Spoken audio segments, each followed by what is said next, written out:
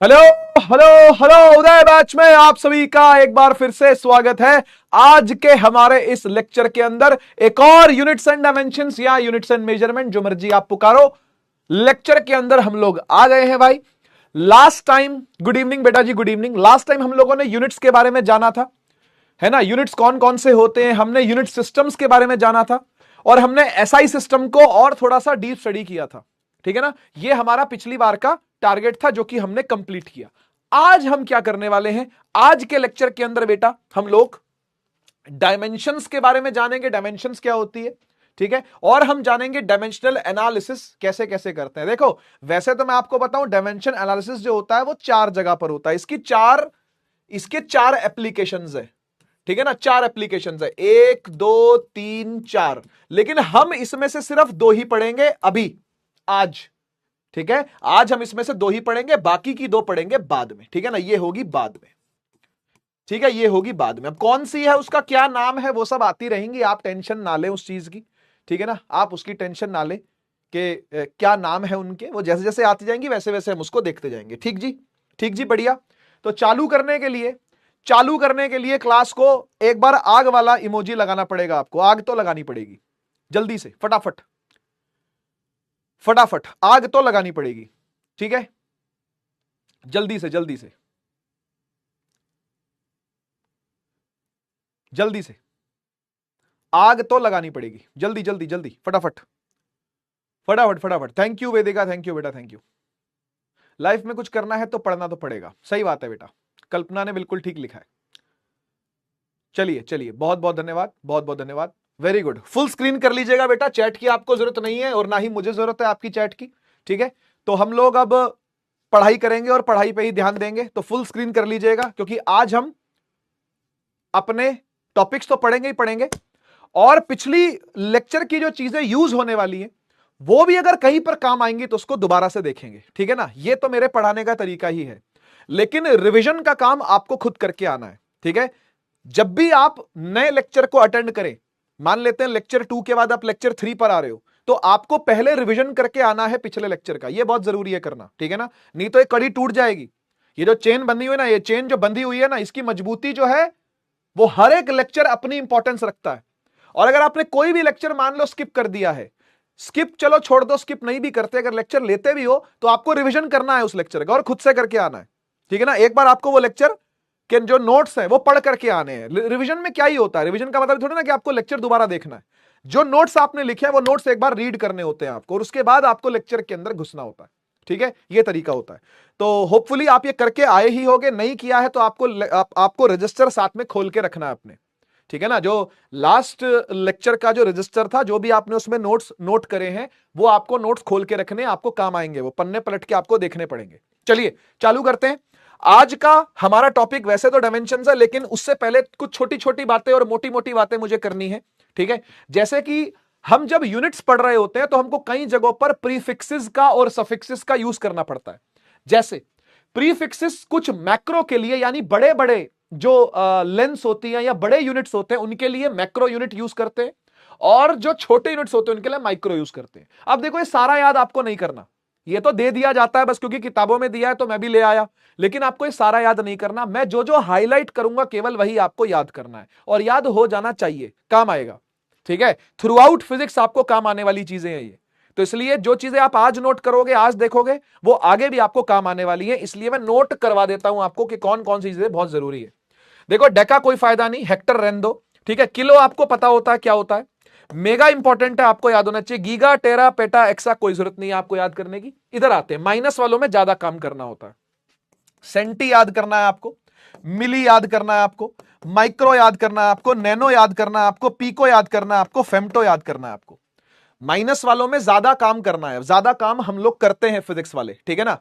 तो इसमें सिर्फ ये दोनों, 10 की पावर 3 किलो होता है, के से डिनोट होता है, आपको पता है, चाहे किलोमीटर हो, चाहे किलोग्राम हो, चाहे किलो सेकंड हो, चाहे किलो एम्पियर हो, चाहे किलो वोल्ट हो। किलो शब्द जब लग जाएगा आगे, प्रीफिक्स में किलो शब्द लग जाएगा तो 10 की पावर 3 से मल्टीप्लाई हो जाएगा, बात खत्म। मेगा लग जाएगा तो 10 की पावर 6 से मल्टीप्लाई हो जाएगा, बात खत्म। मेगा के लिए कैपिटल एम होता है, किलो के लिए स्मॉल के आता है। बढ़िया, इधर आ जाओ जरा। सेंटी सेंटी सबको पता है यार, सेंटीमीटर हम लोग यूज करते हैं, ठीक है ना, 10 की पावर -2 होता है। मिलीमीटर यूज करते हैं आप लोग, मिली सेकेंड यूज करते हैं, 10 की पावर -3 होता है। माइक्रो, ये शायद बहुत बच्चों के लिए नया होगा। माइक्रो का सिंबल होता है ये, सिंबल देख लीजिए ध्यान से, म्यू बोलते हैं सिंबल को, क्या बोलते हैं, म्यू। इस सिंबल को कहते हैं म्यू, MU लिखते हैं इसको, और पुकारते इसको म्यू है, ठीक है ना। फिर आता है नैनो। अच्छा माइक्रो पहले सुन लो, 10 की पावर -6 होता है, ठीक है। और नैनो होता है 10 की पावर -9, और पीको होता है 10 की पावर -12, फेम्टो होता है 10 की पावर -15। तो ये आपको याद करने हैं, 9, 12, 15। और ये मैं नहीं बोलता आपसे कि आपको एक दिन में याद हो जाएंगे या 2 दिन में याद हो जाएंगे, एक बार हाथ से लिखो तो आपको पता भी नहीं चलेगा, धीरे धीरे आपको याद होते जाएंगे, ठीक है ना। तो ट्रस्ट करो अपनी मेमोरी पर, ट्रस्ट करो खुद पर। मुझ पर तो ट्रस्ट कर ही रहे हो, तभी मुझसे पढ़ रहे हो, लेकिन खुद की मेमोरी पर भी ट्रस्ट करना। खुद के हाथ से लिखे जो नोट्स होंगे उन पर भी ट्रस्ट करना। जितनी बार आप उन नोट्स को देखोगे, पढ़ोगे, उतनी बार आपके दिमाग में चीजें बैठती जाती हैं। तो ट्रस्ट योर मेमोरी। एक बार में नहीं होगा, लेकिन जब धीरे धीरे बार बार यूज करोगे तो वो चीजें याद होने लगेंगी, आपको फेमिलियर होने लगोगे आप। और यही तरीका होता है पढ़ाई करने का, कि हम चीज के साथ फेमिलियर जितनी जल्दी हो जाएंगे उतना वो चीज अपने को समझ में आने लगती है, ठीक है। फेम्टो को स्मॉल f से, पीको को P से, नैनो कैन से, ये तो सिंपल है, ये आप बगल में लिख लेना। बाकी कोई मत लिखो, चाहे कोई दिक्कत नहीं है, बाकी कोई ना लिखे आप, टेंशन वाली बात नहीं है। अच्छा, कुछ छोटी लेंथ्स आपको बता देता हूं, कुछ छोटी छोटी लेंथ आपके काम की होती है, ठीक है ना। जैसे आपने सुना होगा 1 माइक्रोमीटर, 1 नैनोमीटर, छोटी लेंथों की बातें हो रही हैं बेटा। और ऐसे ही एक होता है 1 एंगस्टॉर्म, ये भी इंपॉर्टेंट है, एंगस्टॉर्म, ठीक है ना। फुल फॉर्म ऐसे लिखते हैं इसकी, एंगस्टॉर्म। ये नैनोमीटर है, आप जानते हो, या माइक्रोमीटर। माइक्रोमीटर होता है 10 की पावर -6 मीटर, नैनोमीटर होता है 10 की पावर -9 मीटर, एंगस्टॉर्म इंपॉर्टेंट है, 10 की पावर -10 मीटर होता है। बायो वाले बच्चे ध्यान दे, जिन बच्चों ने PCB ले रखी है या PCMB ले रखी है, बी जिनके पास है, ध्यान दे, जो आपकी डीएनए होती है ना, डीएनए के जो 2 स्ट्रैंड्स होते हैं उनके बीच का डिस्टेंस होता है ये एंगस्टॉर्म के अंदर, ठीक है। तो ऐसे करके आप थोड़ा सा रिलेट कर सकते हो उस चीज से, ठीक है ना। डीएनए के 2 स्ट्रैंड्स के बीच का डिस्टेंस एंगस्टॉर्म के अंदर होता है, यानी बहुत छोटी यूनिट है, बहुत छोटी लेंथ है ये, ठीक है। इसके अलावा एक हो गया पिकोमीटर, PM लिखते हैं इसको। फिर एक होता है 1 फर्मी, 1 फर्मी को ही 1 फेम्टोमीटर भी कहते हैं। 1 फेम्टोमीटर ये होता है 10 की पावर -15 मीटर, और पिकोमीटर होता है 10 की पावर -12 मीटर। ये कहां आते हैं, अब ये कहां काम आते हैं सर? तो मैं आपको सारे ही बता देता हूं। देखो, माइक्रोमीटर काम आता है, माइक्रोमीटर का एक और नाम भी है, माइक्रोमीटर को एक और नाम से पुकारते हैं 1 माइक्रोन, 1 माइक्रोन भी कहते हैं इसको, 1 माइक्रोमीटर को माइक्रोन भी कहते हैं। जैसे फेम्टोमीटर को फर्मी बोलते हैं ना, ऐसे ही इसको माइक्रोन भी कहते हैं। अब माइक्रोन कहां पर होता है? जो आपका कोरोना का मास्क है, देखा आपने कोविड के अंदर जो मास्क लाके घूमते हैं ब्लू कलर का, वो लाल पीले नीले प्रिंट वाले मास्क की बात नहीं कर रहा, फैशन वाले मास्क की बात नहीं कर रहा मैं। जो डॉक्टर वाले मास्क होते हैं, क्लिनिकल मास्क जिनको बोलते हैं, उनकी जो सीव होती है, सीव यानी छन्नी, मतलब जिसमें से छन करके कोरोना अंदर ना जाए, इसलिए तो लगाते हैं ना मास्क, कोरोना अंदर ना जाए, वो इस माइक्रोन का होता है, 1 माइक्रोन का। समझ गए? तो माइक्रोमीटर से थोड़ा सा बड़ा है कोरोना वायरस, इसलिए घुसता नहीं है वो मास्क के अंदर, इसलिए बोलते हैं मास्क लगा के घूमो। अभी कोरोना फिर से आ गया है, 3300 केस रिकॉर्ड हो गए हैं देश भर के अंदर, फिर से लोगों के मास्क निकल के आ गए हैं। तो अच्छी बात है, अगर भाई मास्क आपको बचा पाए तो अच्छी बात है, और मास्क बचा लेता है। कोरोना वायरस जो है वो छन नहीं पाता, मतलब सीव में से निकल नहीं पाता, वो सीव 1 माइक्रोन की होती है, मतलब जो उसका छेद है 1 माइक्रोन का होता है। पिकोमीटर पर आते हैं। पिकोमीटर 1 PM 10 की पावर -12 मीटर जो होता है, ये कहां काम आता है भाई? तो पिकोमीटर असल में रेडियस है एटम की, एटम तो बहुत छोटा होता है, उसकी रेडियस है पिकोमीटर। और जो फेम्टोमीटर है, जो फर्मी है ना, ये न्यूक्लियर रेडियस होती है, न्यूक्लियस की रेडियस, ठीक है ना। चलो ऐसे ही बता दिया जानकारी के लिए, थोड़े बहुत आपको ये पता होने चाहिए, ठीक है ना, थोड़े बहुत आपको पता होने चाहिए, ठीक है। तो ये छोटी छोटी लेंथ है बेटा, है ना। साथ के साथ नोट करना चाहो आप साथ के साथ भी नोट कर सकते हो, मतलब आपकी इच्छा है, ठीक है ना। फर्मी, एंगस्ट्रॉम वगैरह मैंने आपको बता दिए। अच्छा, अब इसके बाद चलते हैं हम लोग कुछ लार्ज यूनिट्स की बात कर लेते हैं, लंबी लंबी यूनिट्स, बड़ी बड़ी यूनिट्स की बात कर लेते हैं। तो इसमें एक बड़ी यूनिट होती है जिसको बोलते हैं लाइट ईयर, सुना आप सभी ने, है ना, लाइट ईयर। 1 लाइट ईयर ये कितने मीटर के बराबर होता है?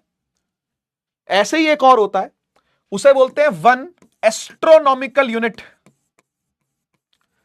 एस्ट्रोनॉमिकल यूनिट ये कितने मीटर के बराबर होता है?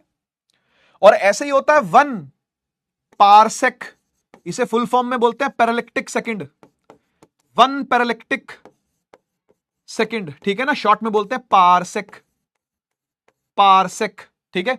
ये होता है AU और ये होता है LY, ठीक है। तो एक लाइट ईयर कितने मीटर के बराबर होता है जी? एक लाइट ईयर होता है बेटा, बिल्कुल 1 लाइट ईयर होता है distance travelled by light in 1 year, ठीक है। कितनी दूरी लाइट चलती है एक साल में वैक्यूम के अंदर, ठीक है ना। तो इसे लिखते हैं 9.46। बेटा थोड़ा सा 2 डेसिमल में समराइज कर रहा हूं, नहीं तो ये लंबा भी जाता है, ठीक है ना, लेकिन 2 डेसिमल काफी है, 10 की पावर 15 मीटर होता है, ठीक है। लाइट ईयर समझते तो हो ना क्या होता है? लाइट एक साल में कितना ट्रेवल कर जाती है वैक्यूम में, उसको लाइट ईयर बोलते हैं, ठीक है जी। अच्छा, एस्ट्रोनॉमिकल यूनिट जानते हो क्या होता है? सोचो, एस्ट्रोनॉमिकल यूनिट, ऐसा नहीं है कि आपने इसको पहली बार सुना है, ये आपने पहले भी सुना हुआ है एस्ट्रोनॉमिकल यूनिट। ये 9th क्लास की फिजिक्स में था, 9वीं कक्षा की फिजिक्स में था ये।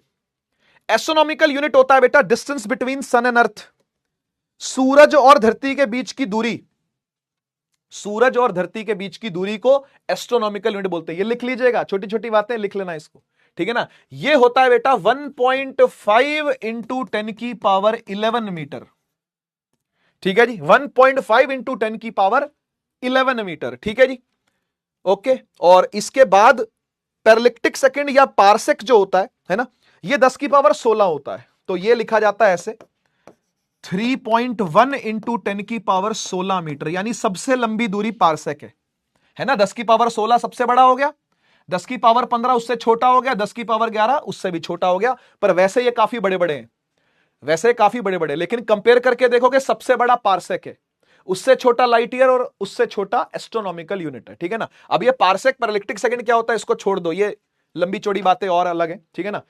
आप ये समझ लो, इससे स्टार्स की दूरी निकाली जाती है। स्टार तो बहुत दूर होते हैं, स्टार तो किसी दूसरे गैलेक्सी के, किसी दूसरे सौर मंडल के सूर्य हैं वो तो, है ना। तो उनके बीच की दूरियां निकाली जाती है पारसेक से, तो ये बहुत बड़ी दूरी है पारसेक, ठीक है जी। तो ये कुछ वैल्यूज आपके पास लिखी हुई होनी चाहिए। मैं नहीं कह रहा कि आपको याद हो जाएंगी, लेकिन यूज करते करते शायद आपको याद हो जाए, और नहीं भी हो तो टेंशन ना लेना, नहीं भी हो तो टेंशन नहीं लेना, मेरा फर्ज बनता है बताने का, तो मैं इसलिए बस आपको बता रहा हूं, ठीक है। अच्छा, कुछ स्पेशल यूनिट्स की बात भी कर लेते हैं। स्पेशल यूनिट जैसे कि, अच्छा ये आपने पहले नोट तो कर लिया होगा होपफुली, है ना, ये नोट तो कर लिया होगा आपने, ठीक है ना। कुछ स्पेशल यूनिट्स की बात कर लेते हैं, जैसे टाइम, जैसे टाइम, जैसे मास, ठीक है, जैसे एनर्जी। ये भी कुछ यूनिट्स हैं बेटा जो आपको पता होनी चाहिए, है ना। कौन कौन सी यूनिट्स हैं मैं आपको बताता हूं। जैसे एक घंटे में, एक घंटे में कितने सेकंड होते हैं जानते हो? एक घंटे में कितने सेकंड होते हैं? 3600 सेकंड होते हैं बेटा, 3600 सेकंड्स होते हैं एक घंटे में। ये जनरली आपको कन्वर्ट करना सीधा आता होता है, सीधा कन्वर्ट करना आता होता है आपको, इसलिए काम आएगा ये, ठीक है, नोट कर लीजिएगा। ऐसे ही एक दिन में, 1 डे में कितने सेकंड होते हैं ये भी आना चाहिए आपको, 86,400 सेकंड होते हैं बेटा, ठीक है, ये भी आपको आना चाहिए, ये भी आपको आना चाहिए, है ना। तो ये कुछ चीजें हैं जो आपको नोट करनी है, ठीक। अच्छा, मास के अंदर 2 क्वांटिटियां हैं जो आपके काम की होती हैं। एक होती है 1 क्विंटल, सुना होगा आपने क्विंटल। 1 क्विंटल कितने केजी के बराबर है? और ऐसी सुनी होगी आपने 1 टन, 1 टन कितने केजी के बराबर है, ठीक है। ये 2 यूनिट आपको मास की जाननी है, ठीक। तो क्विंटल पहले बताया, तो क्विंटल छोटा होता है, क्विंटल होता है 100 किलो, ठीक है। टन होता है 1000 किलो बेटा, टन होता है 1000 केजी, ठीक। क्विंटल छोटा टन बड़ा, क्विंटल छोटा टन बड़ा, ठीक है। और एनर्जी में, एनर्जी पे भी आ जाते हैं, ये नोट कर लो, एनर्जी पे आ जाते हैं। इसमें 2 यूनिट जो आपके काम की हैं, उसमें से एक होती है कैलोरी, कैलोरी। 1 कैलोरी कितना होता है? 1 कैलोरी बराबर होता है बेटा 4.2 जूल के। वैसे तो जूल होती है ना, आपको पता है एनर्जी की एसआई यूनिट तो जूल होती है, याद करो, पढ़ा हुआ आपने पहले। तो 1 कैलोरी बराबर होता है 4.2 जूल के, नोट कर लीजिएगा इस चीज को। और इसके अलावा एक होती है 1 इलेक्ट्रॉन वोल्ट, 1 इलेक्ट्रॉन वोल्ट। ये कहां काम आएगी? 11th में कहीं काम नहीं आएगी, 12th में काम आएगी, 11th में काम नहीं आती, 12th में काम आएगी। 11th में शायद केमिस्ट्री में आपको काम आ जाए, शायद केमिस्ट्री में काम आ जाए, फिजिक्स में काम नहीं आती, फिजिक्स में 12th में काम आएगी आपको। 1 इलेक्ट्रॉन वोल्ट ये होता है 1.6 गुणा में 10 की घात -19 जूल। ठीक है जी, शॉर्ट फॉर्म सबकी बता देता हूं आपको। कैलोरी की शॉर्ट फॉर्म कैल होती है, जूल की जे आपको पता है, इसकी ईवी होती है, ईवी है ना, इलेक्ट्रॉन वोल्ट की शॉर्ट फॉर्म ईवी होती है। ये कुछ स्पेशल यूनिट है जो बेटा आपको याद होने चाहिए। आगे बढ़ते हैं, आगे बढ़ते हैं, नोट कर लो जल्दी से, है ना, जल्दी से नोट कर लो सारी चीजें, है ना, फटाफट साथ के साथ ही नोट कर लो। ये तो ऐसी चीज है जो साथ के साथ नोट हो सकती है। ठीक, बढ़िया। चलते हैं अपन अपने टॉपिक पर आज के, जो कि है डायमेंशंस। ठीक है ना, डायमेंशंस क्या होता है? देखो, जैसे आपने यूनिट सीखे हैं ना, वैसे ही आपको डायमेंशंस भी सीखने होते हैं। लेकिन एक बात प्लीज नोट कर लीजिएगा, बड़ी नोट करने वाली बात है ये। क्या बड़ी नोट करने वाली बात है सर? देखो, अभी हम डायमेंशंस के साथ साथ डायमेंशनल फॉर्मूले निकालेंगे। अभी मैं डायमेंशंस आपको बताऊंगा क्या होता है, उसके बाद हम ना डायमेंशनल फॉर्मूले निकालेंगे। एक बात ध्यान रखना, डायमेंशनल फॉर्मूले मैं आपको बहुत सारे सिखाऊंगा, लेकिन मैं आपको फॉर्मूला नहीं सिखाऊंगा। फॉर्मूला आप धीरे धीरे सीखोगे जैसे जैसे आप फिजिक्स की जर्नी में आगे बढ़ोगे।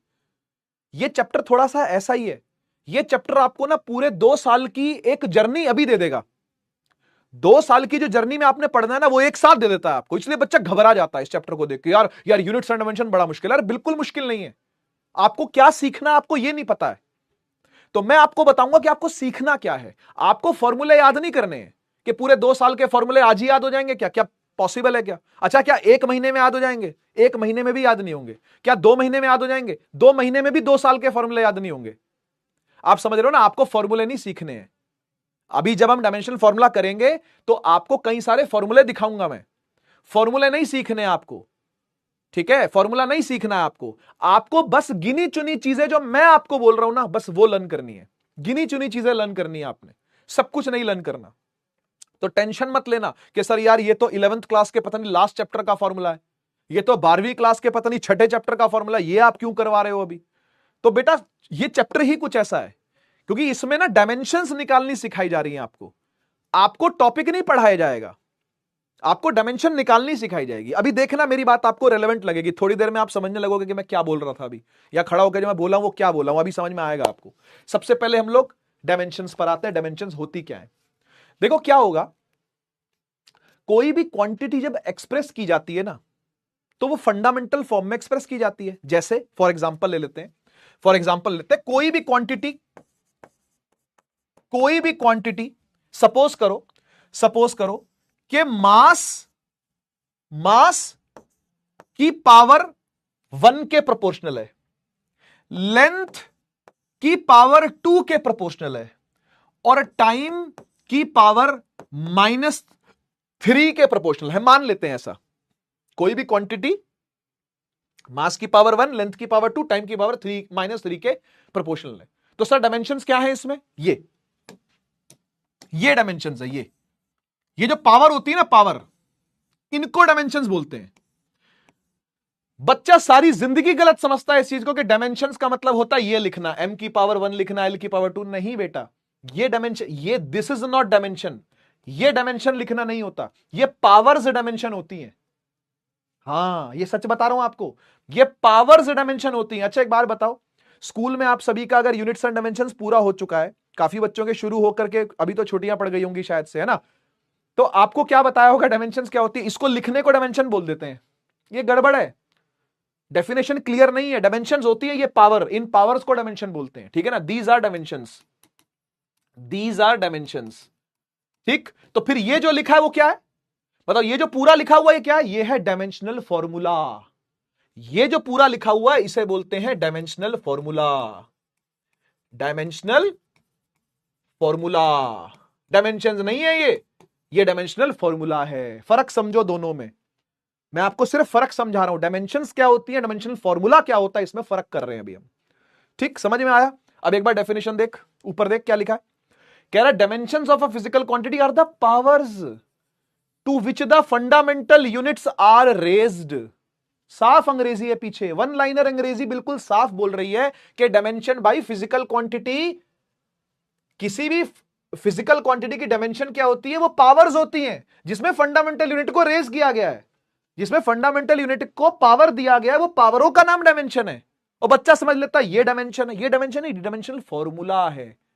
समझ गए? बढ़िया। Represented in square bracket, square bracket के अंदर आपको इस तरीके से दिया होता है, उनकी पावर जो होती है वो डायमेंशन होती है। ठीक है ना? अब बात करते हैं यार ये ऐसे लिखा क्यों है। अभी तक तो आपको यही समझ नहीं आ रहा होगा सर क्वांटिटी के प्रोपोर्शनल ये क्या लिखा हुआ है, क्या है ये क्या है? तो सुनो सुनो, मुझे एक बात बताओ, आपने जो फंडामेंटल क्वांटिटीज मेरे साथ पढ़ी थी लास्ट टाइम, फंडामेंटल क्वांटिटीज जो आपने मेरे साथ पढ़ी थी लास्ट टाइम, वो कितनी थी? कितनी थी फंडामेंटल क्वांटिटीज? सर 7 थी। याद करो, 7 थी। पहली, दूसरी, तीसरी, चौथी, पांचवी, छठी, सातवीं। पहली कौन सी थी? मास। दूसरी लेंथ, तीसरी टाइम, चौथी टेम्परेचर, पांचवी current, Chhathi amount of substance, सातवीं लुमिनस इंटेंसिटी। बढ़िया, यही थी? हां सर यही थी। ठीक है, इन सबके यूनिट्स याद है आपको? जो एसआई सिस्टम देता है, एसआई सिस्टम वाले यूनिट्स याद है? हां सर याद है। क्या क्या है भाई वो? मास का केजी, लेंथ का मीटर, टाइम का सेकंड, टेम्परेचर का केल्विन, करंट का एम्पियर, अमाउंट ऑफ सब्सटेंस का मोल, इसका सीडी बोले तो कैंडेला। याद आ गया? बढ़िया। जैसे आपने यूनिट सीखे हैं ऐसे ही अब आप डायमेंशनल फॉर्मूला लिखना सीखो। इन सातों के अपने अपने डायमेंशनल फॉर्मूला भी होते हैं। जैसे आपने इनके यूनिट सीखे, देखो ये यूनिट्स हैं, ये फिजिकल क्वांटिटीज हैं, पीक्यू फिजिकल क्वांटिटीज हैं, ये सीरियल नंबर है। ठीक है, और अब जो मैं लिखूंगा वो है डायमेंशनल फॉर्मूले, डायमेंशनल फॉर्मूला। ठीक है, और डायमेंशनल फॉर्मूला क्या होता है? आइए देखिए, मास के लिए डायमेंशनल फॉर्मूला यूज किया जाता है स्क्वायर ब्रैकेट के अंदर m, लेंथ के लिए यूज किया जाता है स्क्वायर ब्रैकेट में l, दोहराओ दोहराओ, टाइम के लिए यूज किया जाता है स्क्वायर ब्रैकेट में t, टेम्परेचर के लिए यूज किया जाता है k, करंट के लिए a, अमाउंट ऑफ सब्सटेंस के लिए MOL ही आता है ब्रैकेट में, इसके लिए कैंडेला ही आता है ब्रैकेट में, लेकिन कभी यूज नहीं होता। ठीक है, तो ये ऊपर वाले 6 तो यूज करवाऊंगा, 7वां किसी काम का नहीं है। और जो आपने 2 सप्लीमेंट्री क्वांटिटीज पढ़ी थी उनके लिए कोई अलग से बातचीत नहीं है यहां पे, उनके लिए यहां पे कोई अलग से बातचीत नहीं है, सातों के लिए ही बातचीत है। समझ गए?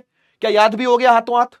क्या हाथों हाथ याद भी हो गया है? कर लो, कर लो, जो बोल रहा हूं कर लो, मान जाओ मेरी बात, हाथों हाथ याद भी कर लो। मास का m, लेंथ का l, टाइम का t, करंट का a, टेम्परेचर का k, ठीक है, और अमाउंट ऑफ सब्सटेंस का मोल, बाकी cd है उसका। ठीक है ना? स्क्वायर ब्रैकेट में बंद होंगे, कैपिटल में लिखे जाएंगे। कोई दिक्कत वाली बात आई तो बोलो, नहीं। आगे बढ़ते हैं। अब मैं जो आपसे बोल रहा था कि कोई भी क्वांटिटी अगर ऐसे लिखी जा रही है, m में कुछ, l में कुछ, t में कुछ, तो इस पूरे को क्या बुलाया जाता है? डायमेंशनल फॉर्मूला बुलाया जाता है। ठीक है, आइए एक एक करके आपको एग्जांपल्स देता हूं डायमेंशनल फॉर्मूला के, बढ़िया बढ़िया, जो आपके कोर्स में है और जो आपके पेपर में पूछे भी जाएंगे। ठीक है ना? आ जाओ,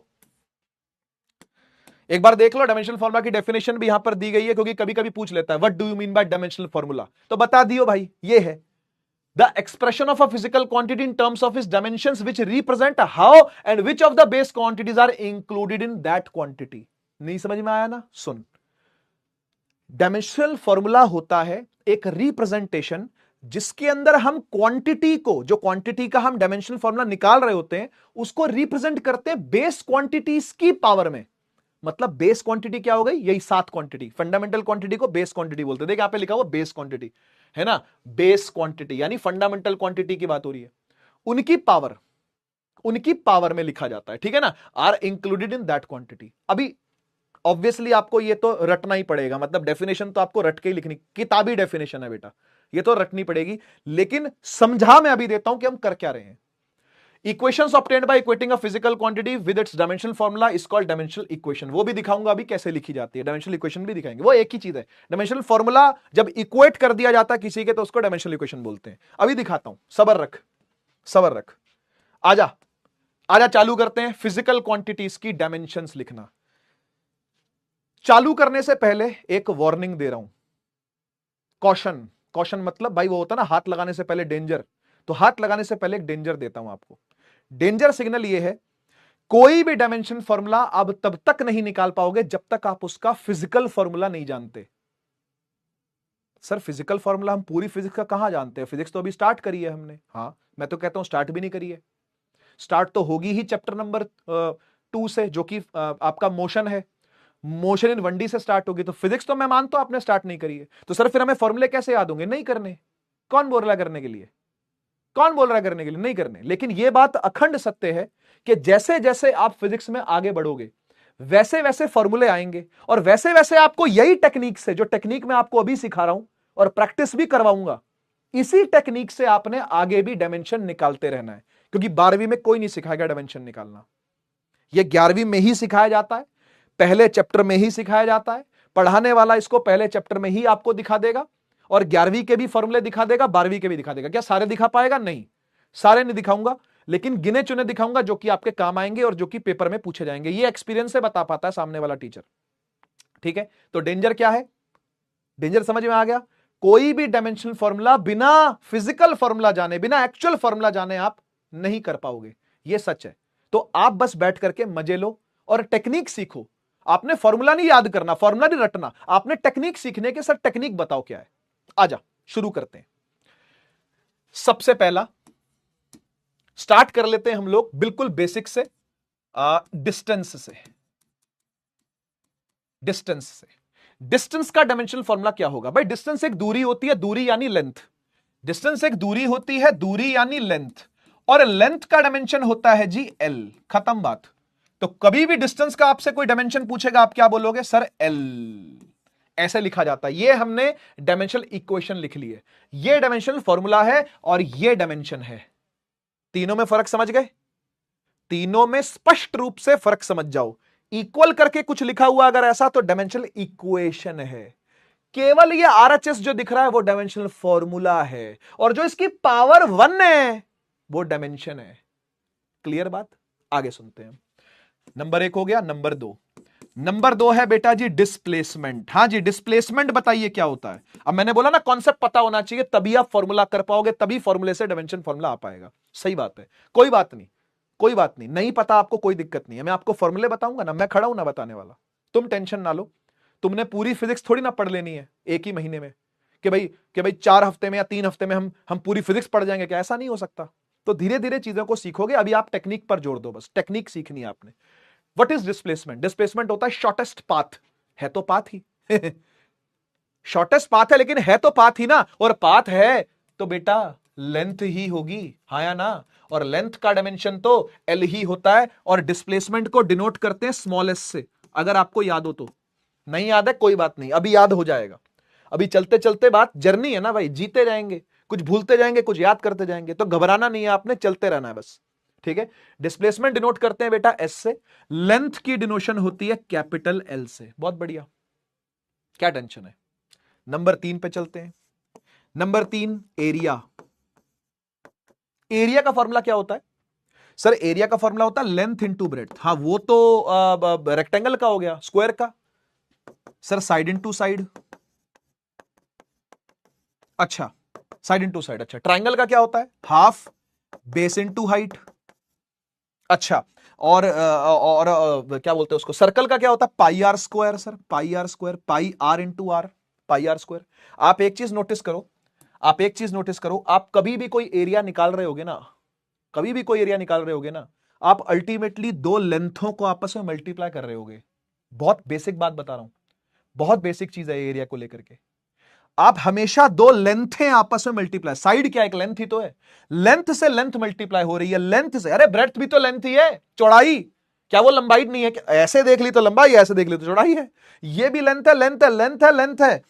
बेस, बेस क्या है? लेंथ है। हाइट क्या है? वो भी लेंथ ही है। आर आर रेडियस क्या होता है? लेंथ ही तो होती है रेडियस भी। सर्कल के सेंटर से लेके कोने तक वो लेंथ ही तो है, रेडियस। रेडियस हर बार आप दो लेंथें क्या कर रहे हो? मल्टीप्लाई कर रहे हो। बेसिकली बेटा आप एल इंटू एल कर रहे होते हो। सोचो, ये सब में आप एल इंटू एल ही कर रहे हो, है ना? मैं गलत तो नहीं कह रहा? आप सब में एल इंटू एल ही कर रहे होते हो तो बेटा अगर आप एरिया का डायमेंशन लिखना चाहो, एरिया की डायमेंशन लिखना चाहो तो आप एल एल यानी एल की पावर 2 कर रहे होगे, हाँ या ना बोलो, एल स्क्वायर कर रहे हो ना, फॉर्मूला यही है ना बेटा, लेंथ इंटू लेंथ, तो लेंथ का स्क्वायर ही तो कर रहा है तू, area is L square, area का डायमेंशन फॉर्मूला क्या है, एल स्क्वायर। नंबर 4 पे आते हैं, नंबर 4 है वॉल्यूम, वॉल्यूम, किसी भी चीज की वॉल्यूम निकालोगे तो 3 साइड मल्टीप्लाई होती है हमेशा, याद करो, एल बी एच, क्या ये 3 लेंथ मल्टीप्लाई नहीं हो रही, क्या हो रही है, और वॉल्यूम बताओ कोई, क्यूब की बताओ, side into side into side, side का cube, again 3 side 3 length multiply हो रही है। सिलेंडर का एरिया बताओ, pi r square h, pi r r h, again 3 length multiply हो रही है। कोई भी वॉल्यूम निकालेगा बेटा 3 लेंथ मल्टीप्लाई होंगी, कोई भी वॉल्यूम निकाल 3 लेंथ मल्टीप्लाई होंगी। Length length length length length length length length length, ultimately कहना मैं ये चाहता हूं कि जब भी कभी किसी भी चीज की वॉल्यूम होगी 3 लेंथ आपस में मल्टीप्लाई हो रही होंगी, तो एल क्यूब हो गया, बहुत आसान। Fifth, density. अब डेंसिटी का तुझे डायमेंशनल फॉर्मूला निकालना है तो फॉर्मूला पता होना चाहिए तभी निकाल पाएगा, यही बोल रहा था मैं, यही बोल रहा था, यही खतरे की घंटी थी, यही खतरे का निशान था कि फॉर्मूला पता होना चाहिए तभी डायमेंशन फॉर्मूला, नहीं तो डायमेंशन फॉर्मूला नहीं आ सकता, साफ बात। तो आपको इसका फॉर्मूला पता होना चाहिए, अब नहीं पता तो कोई बात नहीं, सीख जाओगे, हौले हौले, जर्नी है, फिजिक्स इज अ जर्नी, 2 साल जीनी है आपको, 2 साल चलेगी तो सीखते जाओगे धीरे धीरे, अभी टेंशन नहीं लेनी आपने। मैं बताता हूं डेंसिटी का फॉर्मूला होता है बेटा मास बटा में वॉल्यूम, जिन बच्चों को पता है अच्छी बात है, नहीं पता चला लो पता, चला लो पता, अब चला लो पता, कोई बात नहीं। मास, ऊपर मास है और मास का डायमेंशन फॉर्मूला होता है कैपिटल एम, यस और नो, सही कह रहे हो सर, मास का होता है कैपिटल एम, और वॉल्यूम का देख अभी अभी लिखा है क्या, एल क्यूब, वाह सर मजा आ गया, एल क्यूब, क्या ये एल क्यूब ऊपर जा सकता है, बिल्कुल जा सकता है, और ये बन जाएगा, देखो डेंसिटी का सिंबल होता है रो, और रो को ले लिया डब्बा बंद, और यहां से क्या आएगा, यहां से क्या आएगा, एल क्यूब चला गया ऊपर तो एम है, एल है और -3 है, और फिर कर दिया डब्बा बंद, ऐसे लिख सकते हैं आप, इकट्ठा करके भी लिख सकते हो। बच्चा कहता सर आप तो तोड़ तोड़ के लिख रहे थे, अब इकट्ठा भी लिख रहे हो, हाँ लिखा जा सकता है, कोई दिक्कत नहीं है, इकट्ठा करके भी लिख सकते हो, अलग अलग डब्बों में बंद करके भी लिख सकते हो, ये अपनी इच्छा पर होता है। छठवां, सिक्स्थ है स्पीड। स्पीड होता है बेटा, सब बच्चे जानते हैं, ये तो पता ही होगा, डिस्टेंस अपॉन में टाइम, है ना। अब डिस्टेंस होता है चक्कर एल, डी है एल, तो distance is a length and time is T, है ना, टाइम एक फंडामेंटल क्वांटिटी है ना, तो वो तो टी ही है, टी को ऊपर ले जाओ, टी को ऊपर ले जाओ, क्या बन गया, ये बन गया एल टी -1, समझ गया ना, तो डिस्टेंस का क्या आ गया बेटा, एल टी -1 आ गया। कुछ चीजें याद भी करते जाओ, कॉमन चीजें हैं, बार बार काम आएंगी, ये याद भी करते जाओ। स्पीड का क्या बन गया, एल टी -1, डिस्टेंस से एल आया, टाइम से टी आया, ऊपर भाग गया एल टी -1, सही है। जैसे स्पीड पढ़ा है वैसे ही वेलोसिटी भी पढ़ते हैं, यहां नहीं यहां पढ़ लेते हैं, चलो 7 नंबर पर वेलोसिटी। जी मालिक, वेलोसिटी क्या होती है, वेलोसिटी होती है सर डिस्प्लेसमेंट अपॉन में टाइम, याद करो 9th क्लास, नहीं याद आ रही कोई बात नहीं, मैं नहीं कह रहा कि आपको सारे फॉर्मूले आने ही चाहिए ऑब्वियसली, लेकिन फॉर्मूला आना चाहिए तभी आप डायमेंशनल फॉर्मूला कर पाओगे, ये बात सच है। वेलोसिटी होती है डिस्प्लेसमेंट अपॉन में टाइम, बेटा डिस्प्लेसमेंट का क्या है डायमेंशन, एल, टाइम का क्या है टी, ऊपर भेज दे, क्या आ गया एल टी -1, ओ माई गॉड सर ये तो सेम डायमेंशन आ गई, सर ये तो सेम डायमेंशन आ गई, हाँ तो क्या हुआ, हाँ तो क्या हुआ, सेम डायमेंशन हो सकती है और चीजें अलग हो सकती हैं, speed is not velocity, speed concept अलग है, वेलोसिटी कॉन्सेप्ट अलग है, बेशक से दोनों का डायमेंशन फॉर्मूला सेम है, हाँ हो सकता है ये, अबे डिस्टेंस चीज अलग है, डिस्प्लेसमेंट चीज अलग है, पर दोनों का डायमेंशन एल एल नहीं है क्या, तो क्या हुआ, तो क्या हुआ, चीज अलग हो सकती है, डायमेंशन तब भी सेम हो सकता है, टेंशन ना ले आप इस चीज का, डायमेंशन फॉर्मूला सेम आ सकता है, ठीक है। 7वां था वेलोसिटी, ठीक। 8वां, एट्थ है बेटा acceleration. Acceleration formula 9th class में पढ़ाया था, पर कोई बात नहीं, कोई बात नहीं, मैं फॉर्मूला आपको फिर से बताता हूं। एक्सेलरेशन होता है बेटा वेलोसिटी का चेंज, जिसको डेल्टा वी लिखते हैं। वेलोसिटी के चेंज को क्या लिखते हैं? डेल्टा वी, और डिवाइड बाय डेल्टा टी, यानी टाइम का चेंज। बेसिकली नीचे टाइम है और ऊपर वेलोसिटी है। भाई वेलोसिटी में से वेलोसिटी माइनस करोगे तो वेलोसिटी तो बचेगी, और टाइम में से टाइम माइनस करोगे तो टाइम बचेगा। तो ऊपर वेलोसिटी है, नीचे टाइम है। चेक करिएगा, चेक करिएगा, डेल्टा वी बाय टी, ऊपर वेलोसिटी का चेंज, नीचे टाइम का चेंज, इसको बोलते हैं acceleration, delta we by delta T. और इसको डिफाइन कैसे करते हैं? The rate of change of velocity. जब पढ़ेंगे तब बात करेंगे, अभी टेंशन ना लो। अभी मुझे पता है आपको इसकी फील नहीं आएगी, ये आपके लिए रूखे सूखे फॉर्मूले हैं, इनकी आपको फील नहीं आएगी। कुछ को तो आप जानते भी नहीं होगे, मैं ऐसे फॉर्मूले भी करवाऊंगा आप जानते नहीं होगे उनको, लेकिन आपको करने हैं, आपको पढ़ने हैं, वो आगे जाके भी काम आएंगे। और अभी का जो आपका टेस्ट कोई स्कूल में हो जाएगा, कोई एग्जाम छोटा मोटा स्कूल में आ जाएगा ना, वहां भी काम आएंगे। इसलिए नोट सब कुछ करना है आपने, जो मैं पीछे लिख रहा हूं वो सब नोट करना है, क्योंकि आपके पास इसके अलावा और कोई नोट्स है भी नहीं।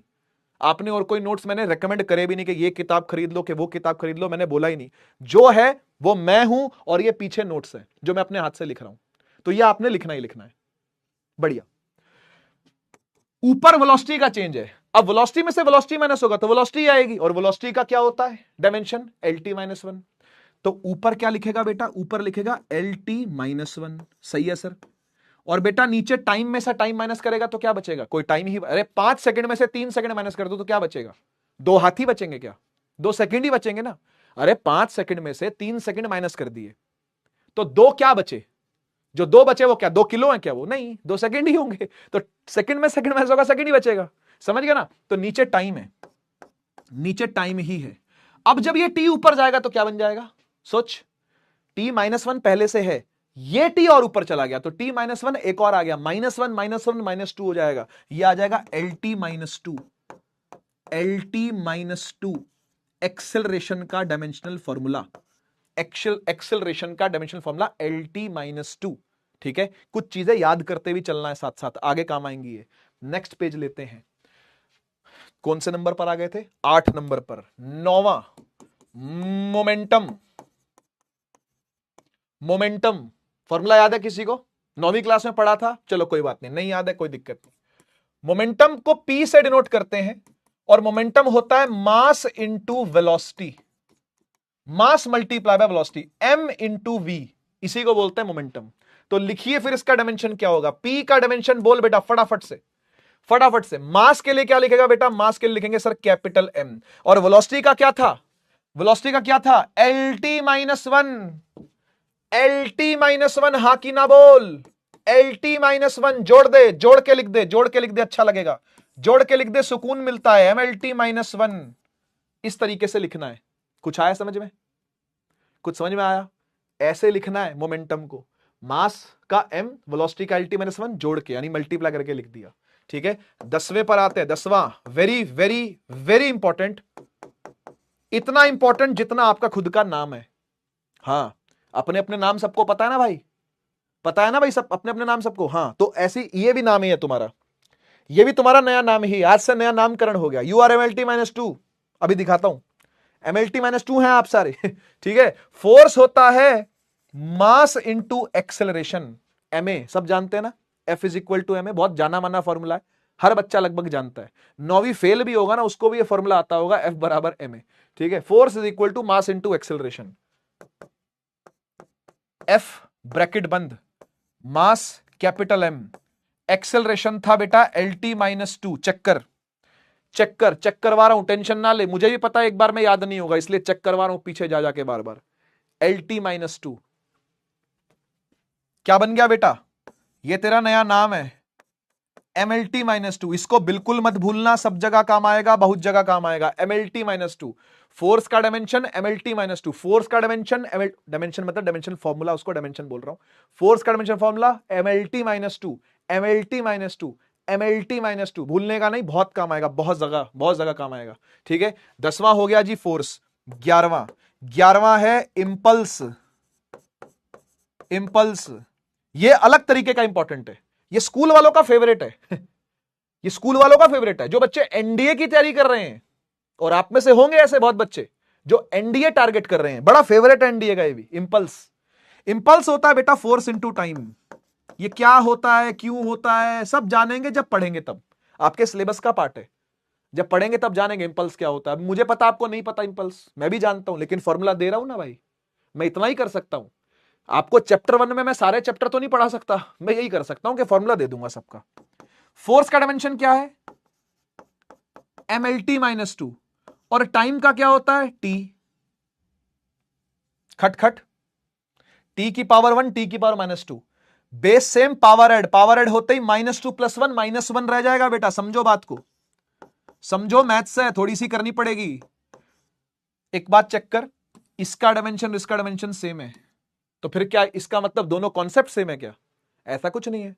सेम भी आ सकता है, बोला मैंने, कई बार बोला ये बात मैंने, सेम भी आ सकता है डायमेंशन, लेकिन चीजें अलग अलग हो सकती हैं। वो देख MLT -1, ये भी क्या है? MLT -1। बहुत बढ़िया, क्लियर है? क्लियर है? 12 नंबर, प्रेशर। प्रेशर होता है फोर्स अपॉन में एरिया। सुने हैं? सुने हैं मालिक? फोर्स अपॉन में एरिया। प्रेशर को डिनोट करते हैं P से। फोर्स का डायमेंशन बेटा, आपका नया नाम जो आज ही से रखा गया है, MLT -2, और एरिया होता है L²। क्या बार बार बताना पड़ेगा क्या? दो लेंथें मल्टीप्लाई हो रही है, याद कर ले बेटा, याद कर ले बेटा। एक L से एक L उड़ गया, हाँ या ना बोल। या फिर ऐसा समझ लो, या जैसा मर्जी समझ लो, मतलब कट गया, या फिर ये L ऊपर चला गया और उसने काट दिया, बात एक ही है। बेसिकली एक L जिंदा रह जाएगा, है ना, और वो ऊपर जाएगा तो -1 बनेगा, वो -1 बनेगा। ML -1 और T -2। क्या जी? क्या जी? क्लियर है कि नहीं? क्लियर है कि नहीं? 13 नंबर पे आते हैं। 13 नंबर है स्ट्रेस। सर ये स्ट्रेस क्या होता है? ये वो दिमागी स्ट्रेस नहीं है बेटा जो आप पढ़ाई से लेते हो ना, वो वाला नहीं है ये वो स्ट्रेस है जो तुम्हें गेम खेल के भी नहीं होता। मतलब मजाक कर रहा हूं। ये जो स्ट्रेस है वो फिजिकल स्ट्रेस है। जब हम किसी सॉलिड चीज पर प्रेशर लगाते हैं ना ऐसे, तो उसको प्रेशर नहीं बोलते, उसको स्ट्रेस बोलते हैं। सॉलिड चीजों के लिए स्ट्रेस वर्ड यूज होता है, लिक्विड्स और गैसेस के लिए प्रेशर वर्ड यूज करते हैं। ये आज ही सीख लो, आज ही सुन लो, जब आएगा तब बताऊंगा। एक बार पानी पीता हूं यार।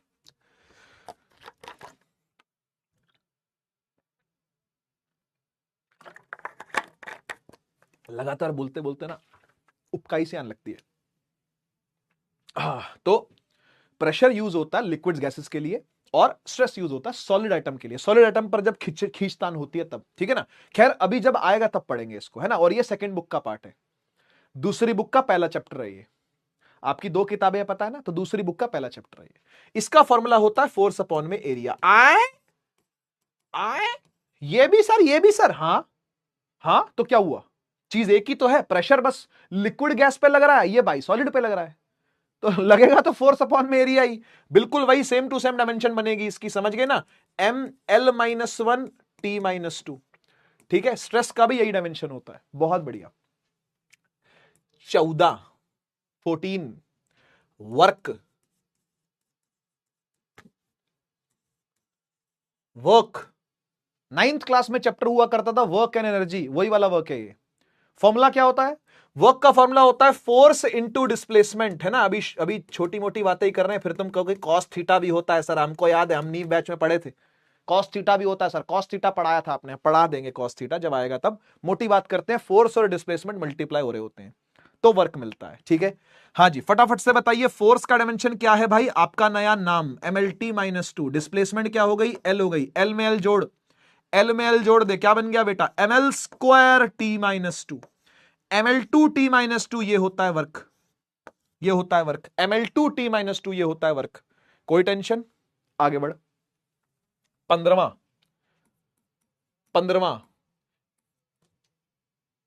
पोटेंशियल एनर्जी, काइनेटिक एनर्जी, दोनों दिखाता हूं, आजा देख।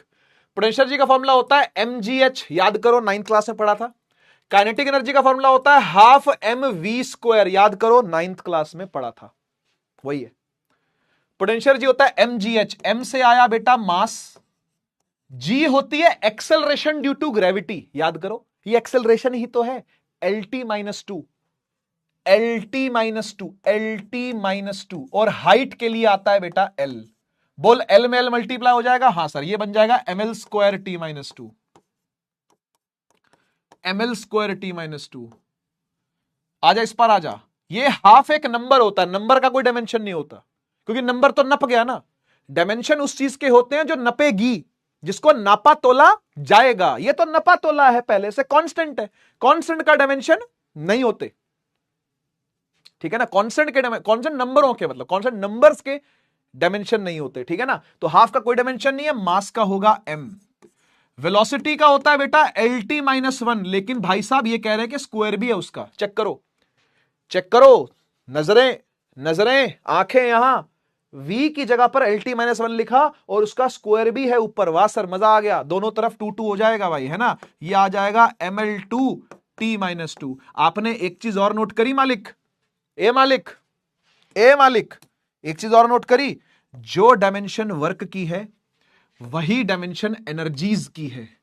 और मैं आपको बता दूं, कोई भी एनर्जी अगर होगी उसकी डायमेंशन ML2T-2 ही होगी। यह भी आपका दूसरा नाम है, समझ लो, या इसको सरनेम मान लो। तो आपका पूरा नाम क्या हो गया? ML-T-2, ML2T-2। क्योंकि एनर्जी भी बहुत जगह काम आएगी आपको। फोर्स का तो काम आता ही आता है, एनर्जी का भी बहुत जगह काम आएगा, ये भी याद कर लीजिए आप, ठीक है। वर्क का और एनर्जी, अब कोई भी एनर्जी हो, जैसे पोटेंशियल है, काइनेटिक है, हीट, आगे जाके हीट एनर्जी पढ़ोगे, फलानी डिमकानी 100 तरीके की एनर्जी है भाई। सबका डायमेंशन यही है, सबका डायमेंशन ML2T-2 ही रहेगा। 12th क्लास में जाओगे ना, जो आपके सीनियर है, लास्ट ईयर जो उदय में पढ़े थे, अभी वो परिश्रम बैच के अंदर है, 12वीं का जो हमारा बैच है परिश्रम है। तो परिश्रम बैच के अंदर जब वो पढ़ रहे हैं ना, तो मैं उनसे ऐसी आड़े तेड़े डायमेंशन निकलवा रहा हूं। जैसे मैंने उनको ना, एक कॉन्सेप्ट आता है इलेक्ट्रिकल एनर्जी का, तो इलेक्ट्रिक एनर्जी का फॉर्मूला बता दिया खाली मैंने। मैं कहा ये फॉर्मूला होता है, जरा इसमें से इसका इस चीज का एक बार आप डायमेंशन निकाल के दिखाओ। तो फटाफट cut cut cut cross multiply करके उन्होंने निकाल दिया, क्योंकि उनको ये याद था कि एनर्जी का डायमेंशन होता है ML2T-2। आपको भी याद रखना है, और आज याद कर लो, 2 साल तक याद रखना है। फोर्स का भी आज याद रख लो, 2 साल तक आपका यही नाम है, MLT-2, MLT-2, और यह है ML2T-2, ठीक है। बढ़िया। 16वां भी टप्पिया, 17वां भी टप्पिया, 18वें मुंडा बदनाम हो गया। टॉर्क, अब आपको इसके बारे में कुछ नहीं पता, बाकी तो फिर भी आपने कभी ना कभी जिंदगी में सुने थे, है ना। चलो स्ट्रेस नहीं सुना था। टॉर्क के बारे में आपको कुछ नहीं पता, तो मैं कुछ बताऊंगा भी नहीं आपको। अभी कॉन्सेप्ट थोड़ी पढ़ाने बैठूंगा कि टॉर्क क्या होता है जी, आओ जानते हैं टॉर्क क्या होता है। चिल, फॉर्मूला बता रहा हूं, टेक्निक सीखनी है मैंने आपको, ठीक है ना। टॉर्क, टॉर्क होता है जी force into perpendicular distance, perpendicular distance. Basically force और डिस्टेंस ही मल्टीप्लाई हो रहे हैं यहां पे भी, कॉन्सेप्ट पूरा अलग है। ये टॉर्क और वर्क अलग अलग चीजें हैं। देखो, वर्क में भी फोर्स डिस्प्लेसमेंट मल्टीप्लाई हो रही है, यहां पे भी फोर्स और डिस्टेंस मल्टीप्लाई हो रहा है, लेकिन कॉन्सेप्ट टोटली अलग है। तो डायमेंशन सेम आ सकता है, आओ दिखाता हूं डायमेंशन। टॉर्क को डिनोट करते हैं बेटा इस सिंबल से, इस सिंबल को बोलते हैं ताऊ। ताऊ ताऊ, हां होते हैं ना घर में वो ताऊ जी, हाँ वही है, टाओ बोलते हैं इसको, टाओ। ये सिंबल का नाम है टाओ। टॉर्क डिनोट होती है टाओ सिंबल से, लिखते हैं इसको TAU है, तो ताऊ नहीं बुलाना बेटा इसको, ताऊ जी नहीं है ये, टाओ, टाओ बुलाते हैं, ठीक है। फोर्स MLT-2, और परपेंडिकुलर डिस्टेंस हो, चाहे कैसा भी डिस्टेंस हो, रहेगा तो L ही रहेगा, तो ये L ही आ गया ML2T-2। क्या जी, बढ़िया बात समझ में आ गई। और आपको यह दिख रहा है कि इसका भी डायमेंशन मालिक सेम आ रहा है, पर क्या ये सेम चीज है? नहीं, टोटली अलग चीज है। तो ये हो सकता है, सेम डायमेंशंस हो सकती है, लेकिन कॉन्सेप्ट टोटली अलग हो सकते हैं। सेम डायमेंशन का कतई ये मतलब नहीं होता कि वो चीजें सेम चल रही हैं, ठीक है ना, ऐसा नहीं होता, ठीक है। बढ़िया, आगे बढ़ा जाए। टॉर्क हो गई, हाँ कौन से नंबर पर थी भाई? 16वें नंबर पर। 17वें पर है angular momentum. Angular momentum, angular momentum क्या होता है मैं आपको बता ही देता हूं ऐसे ही, ठीक है ना। फॉर्मूला, एंगुलर मोमेंटम को डिनोट करते हैं L से। एंगुलर मोमेंटम डिनोट ही L से होता है, और फॉर्मूला होता है MVR। M क्या है? मास, V क्या है? स्पीड या वेलोसिटी, R क्या है? रेडियस। मास, वेलोसिटी, रेडियस, ये मल्टीप्लाई हो रहे होते हैं। तो L का डायमेंशन निकालना हो, मास के लिए M आएगा, वेलोसिटी के लिए LT माइनस बनाएगा, और ये रेडियस है, रेडियस यानी लेंथ होती है, लेंथ में लेंथ मल्टीप्लाई हो गया तो आ गया ML2T-1। टेक्निक सीखो, आप फॉर्मूले नहीं याद करने, टेक्निक सीखनी है कि कर क्या रहे हैं, इसलिए प्रैक्टिस पे प्रैक्टिस पे प्रैक्टिस पे प्रैक्टिस करा रहा हूं आपको। 18वें पे आ जा, 18वें पे आ जा।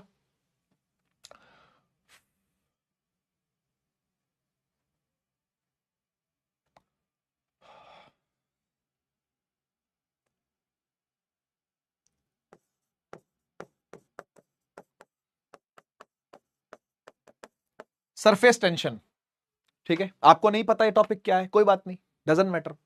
सरफेस टेंशन होती है बेटा force divide by length, force बटा में लेंथ। आपको एक बार बताऊं, इसकी कोई अंत नहीं है, मैं आपको 20 के आसपास करवाऊंगा, उससे ज्यादा भी दूंगा सवालों में प्रैक्टिस होने के लिए। तो इसकी मैं बताऊं सही में कोई गिनती नहीं, क्योंकि पूरी 11th में फॉर्मूले हैं फिजिक्स में, पूरी 12th में फॉर्मूले हैं फिजिक्स में, कितने करोगे, आज ही सारे कर जाओगे क्या, नहीं ना। तो मैं कुछ गिने चुने आपको बता रहा हूं जो आपके एग्जाम के लिए, स्कूल एग्जाम के लिए इंपॉर्टेंट होते हैं। इसके अलावा भी आपको करने पड़ेंगे अपनी स्कूल वाली मैडम से बात करके, जो स्कूल वाली मैडम क्लास में करवा रही है वही पेपर में भी देगी, ठीक है। तो इसलिए वो वाले भी आप करके जाओगे, प्रैक्टिस करके जाओगे, जो स्कूल वाली मैडम स्कूल में करवा रही है वो, ठीक है। सरफेस टेंशन को एस से डिनोट करते हैं जी, फोर्स सब बच्चे जानते हैं भाई MLT-2, और नीचे लेंथ है तो गया लेंथ से लेंथ, MT-2 आ गया, ये MT-2, MT-2, कोई टेंशन नहीं, बढ़िया। 19 number, moment of inertia, moment of inertia, moment of inertia denote होता है आई से, करंट को भी आई से करते हैं, तो मैं क्या करूं, ऐसा ही है भाई, गिने चुने लेटर हैं अपने पास, क्वांटिटी तो बहुत सारी है भाई, 26 अल्फाबेट हो गए अपने इंग्लिश वाले, फिर इन्होंने ग्रीक वाले पकड़ रखे हैं, कुछ रोमन वाले पकड़ नहीं सकते क्योंकि वो मैथ वालों ने पकड़ रखे हैं रोमन वही तो होते हैं ना, ये 12th हो गई, ये 11th हो गई, ये रोमन लेटर हैं सारे, ठीक है ना, ये पकड़ रखे किन्होंने, मैथ वालों ने। तो फिजिक्स वालों के पास चारा क्या बचा, या तो इंग्लिश के अल्फाबेट है वो भी यूज हो रखे हैं, 26 वो है, ठीक है ना, और इतने कितने ही वो होंगे ग्रीक वाले, तो बार बार यूज करना ही पड़ता, अब क्या करें ठीक है ना। तो मोमेंट ऑफ इनर्शिया आई से डिनोट होता है, और ये होता है m इंटू आर का स्क्वायर, मास इंटू रेडियस का स्क्वायर है, ये मास और रेडियस का स्क्वायर मल्टीप्लाई हो रहा है। आओ फिर, बहुत इजी है, आप कर पाओगे इसको। मास होता है बेटा कैपिटल M ऑब्वियसली, और रेडियस होती है L, तो L का स्क्वायर हो गया, बन गया ML स्क्वायर, बन गया ML स्क्वायर। क्या कोई टेंशन नहीं। अब आइए कुछ आड़े तेड़े कर लेते हैं जो थोड़े अलग दिखते हैं, थोड़े अलग दिखने वाले, जैसे कि strain 21, refractive index 10th class में पढ़ा था, पर अभी कुछ याद नहीं होगा तुमको, मुझे पता है। रिलेटिव डेंसिटी, ये सारे क्यों लिख रहा हूं मैं, कारण है, ये इकट्ठे क्यों लिख रहा हूं, कारण है उसके पीछे, सुनिएगा। स्ट्रेन का फॉर्मूला क्या होता है, मैं सीधा उस पर आता हूं, एक्सप्लेन नहीं कर रहा इसको क्या चीज होती है। स्ट्रेन होता है चेंज इन लेंथ अपॉन में ओरिजिनल लेंथ, मतलब सर ऊपर भी लेंथ है, चेंज का मतलब होता है डेल्टा L, है ना, और नीचे भी L है, तो भाई लेंथ में से लेंथ माइनस होगी तो लेंथ ही बचेगी, हाँ, और नीचे भी लेंथ है, हाँ, तो यानी ऊपर भी है कैपिटल L और नीचे भी है कैपिटल L, तो कट गया मालिक, कट गया तो कुछ नहीं बचा सर, कुछ नहीं बचता अगर तो 1 बचता है, कुछ नहीं बचता तो 1 बचता है ना भाई, तो 1 को आप लिख सकते हो M0 L0 T0, इसका मतलब होता है डायमेंशन लेस क्वांटिटी है ये, क्या बोलते हैं इसको, क्या बोलते हैं इसको बेटा, डायमेंशन लेस क्वांटिटी, ठीक है, डायमेंशन लेस क्वांटिटी, जिसकी कोई डायमेंशन नहीं होती वो होती है डायमेंशन लेस क्वांटिटी, ठीक, ठीक, समझ में आया। ऊपर भी लेंथ था नीचे भी लेंथ था, कट गया तो 1 1 रह गया, और 1 को आप लिख सकते हो m की पावर 0, l की पावर 0, t की पावर 0। आप सोचोगे सर MLT को ही क्यों लिख रहे हैं 0, इन्होंने ऐसा क्या किया है, तो भाई लिखने का तरीका है, बस लिखने का तरीका है, आप इसको ऐसा ही समझ सकते हो, बस लिखने का एक वे है, M0 L0 T0 ऐसे करके लिख देते हैं, क्योंकि ये सब है तो 1 के बराबर ही ना, तो बस MLT को थोड़ी इज्जत ज्यादा दे रखी है एमएलटी को थोड़ी इज्जत ज्यादा दी हुई है और कर तो उनको जीरो ही दिया, खैर ठीक है। रिफ्रैक्टिव इंडेक्स पर आते हैं। रिफ्रैक्टिव इंडेक्स का फॉर्मूला अगर आप में से किसी को याद हो, 10वीं क्लास पास होके आए हो बे, अभी अभी अभी पास हुए हो, जस्ट अभी पास हुए हो, तुम्हारा रिजल्ट सेलिब्रेट किया था अभी थोड़े दिन पहले, है ना। N is equal to C by V होता है फॉर्मूला रिफ्रैक्टिव इंडेक्स का। N is equal to C by V. ऊपर होती है लाइट की स्पीड वैक्यूम में, नीचे होती है लाइट की स्पीड मीडियम में। ये क्या होता है मैं नहीं बताऊंगा, 12वीं में आएगा। अब 12वीं में आएगा सीधा, वहां बात करेंगे इसकी, ठीक है ना। ऊपर भी लाइट की स्पीड है और नीचे भी लाइट की स्पीड है, और स्पीड ऊपर भी है, स्पीड नीचे भी है, और ऊपर वाली स्पीड, हाँ जी हाँ जी, ऊपर वाली स्पीड होती है LT-1, तो बेटा नीचे वाली भी तो LT-1 ही होगी। ओ माई गॉड, ओ माई गॉड सर, ये तो कट गया, और जो कट गया तो 1 1 बच गया, और जो 1 1 बच गया वो लिख सकते हैं M0 L0 T0। यानी सर ये भी डायमेंशनलेस है, हाँ, इसलिए इकट्ठा बता रहा हूं, इसलिए इकट्ठा बता रहा हूं। रिलेटिव डेंसिटी क्या होता है? रिलेटिव डेंसिटी होता है density of substance divide by density of water. Oh my god, density mass upon volume, mass के लिए m, वॉल्यूम का L क्यूब ऊपर जाएगा तो ये बन जाएगा ml-3, ये भी है ml-3। ओ माई गॉड, ये तो कट गया सर, कट गया तो 1 आ गया, और 1 का मतलब होता है M0 L0 T0, यानी ये भी है डायमेंशनलेस क्वांटिटी। क्या जी, क्या जी, कुछ पल्ले वल्ले पड़ रहा है तुम्हारे? ऊपर नीचे कटेगा तो बेटा डायमेंशनलेस बुलाया जाएगा, ऊपर नीचे कटेगा तो डायमेंशनलेस बुलाया जाएगा, ठीक, ऊपर नीचे कटेगा तो डायमेंशनलेस बुलाया जाएगा। इसी कड़ी में एक 23वां नंबर भी कर लेते हैं, वो है plane angle. Plane angle, plane angle यानी थीटा, जिसको हमने सप्लीमेंट्री क्वांटिटी की तरह देखा था लास्ट क्लास में, याद करो। और इसका फॉर्मूला मैंने आपको बताया था, theta is equal to L/R, याद करो। ऊपर आर्क लेंथ, नीचे में रेडियस। पन्ने पलट, पन्ने पलट, करा था, करा था बेटा, करा था, पन्ने पलट ले जरा। ऊपर लेंथ है, नीचे रेडियस है बेटा, लेंथ भी लेंथ है और रेडियस भी लेंथ है। बता दे, बता दे, क्या ये डायमेंशनलेस है कि नहीं है? है सर, है सर, M0 L0 T0 यानी dimensionless quantity. Plane angle, solid angle, दोनों ही डायमेंशनलेस क्वांटिटीज हैं, ठीक है। इतने बहुत है मेरे हिसाब से, ठीक है ना। इससे ज्यादा कुछ मैडम करवाती है स्कूल वाली तो वो आप खुद संभाल लोगे।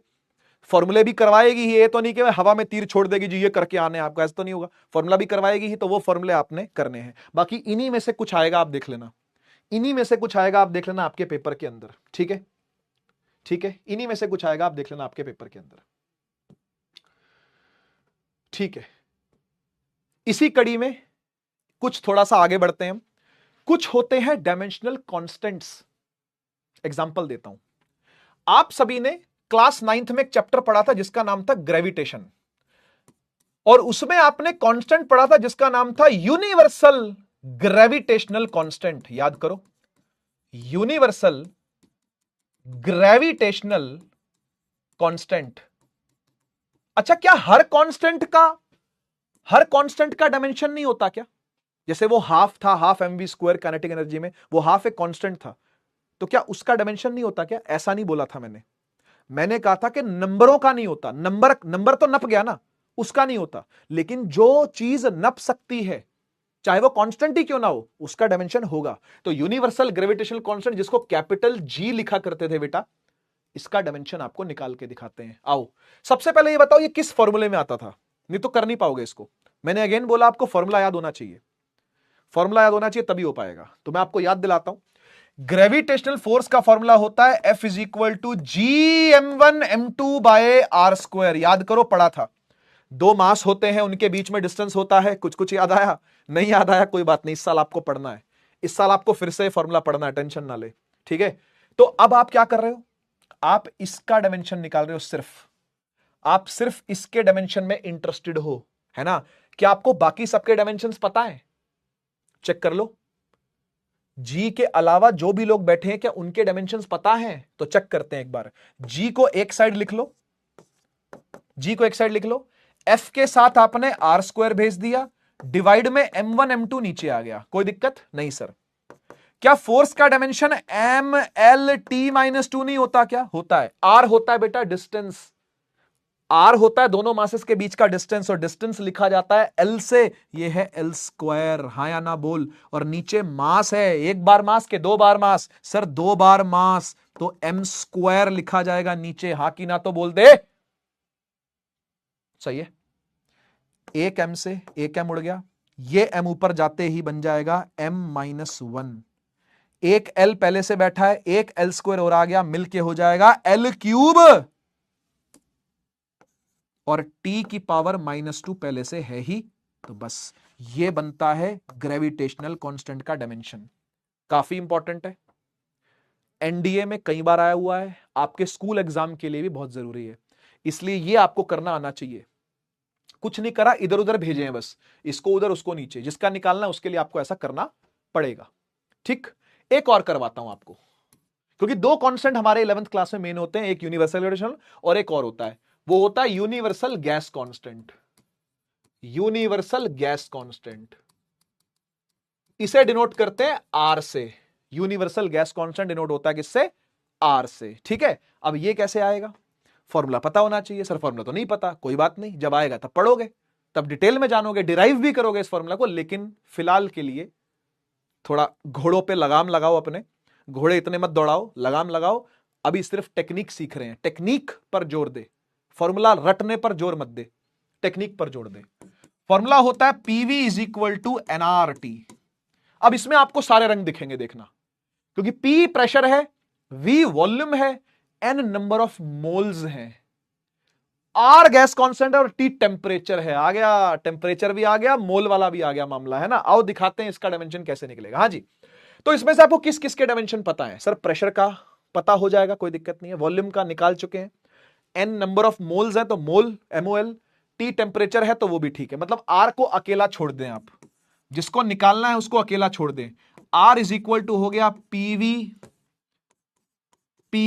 बाय NT, हाँ या ना बोलो, एन और टी चले गए पीवी के नीचे, बस यही तो किया अपन ने, कुछ नहीं किया। और चलिए बताइए प्रेशर का डायमेंशन क्या था? सर अभी निकाला था थोड़ी देर पहले, अभी निकाला था थोड़ी देर पहले, कहां गया कहां गया कहां गया, ml-1t-2, उठा के चेप दे वहां, ml-1t-2, ml-1t-2, ml-1t-2, वॉल्यूम का होता है L cube, number of moles का होता है MOL, टेम्परेचर का होता है K। सर जी मजा आ गया, सारे यूज हो गए अब तो, हाँ मजा तो है।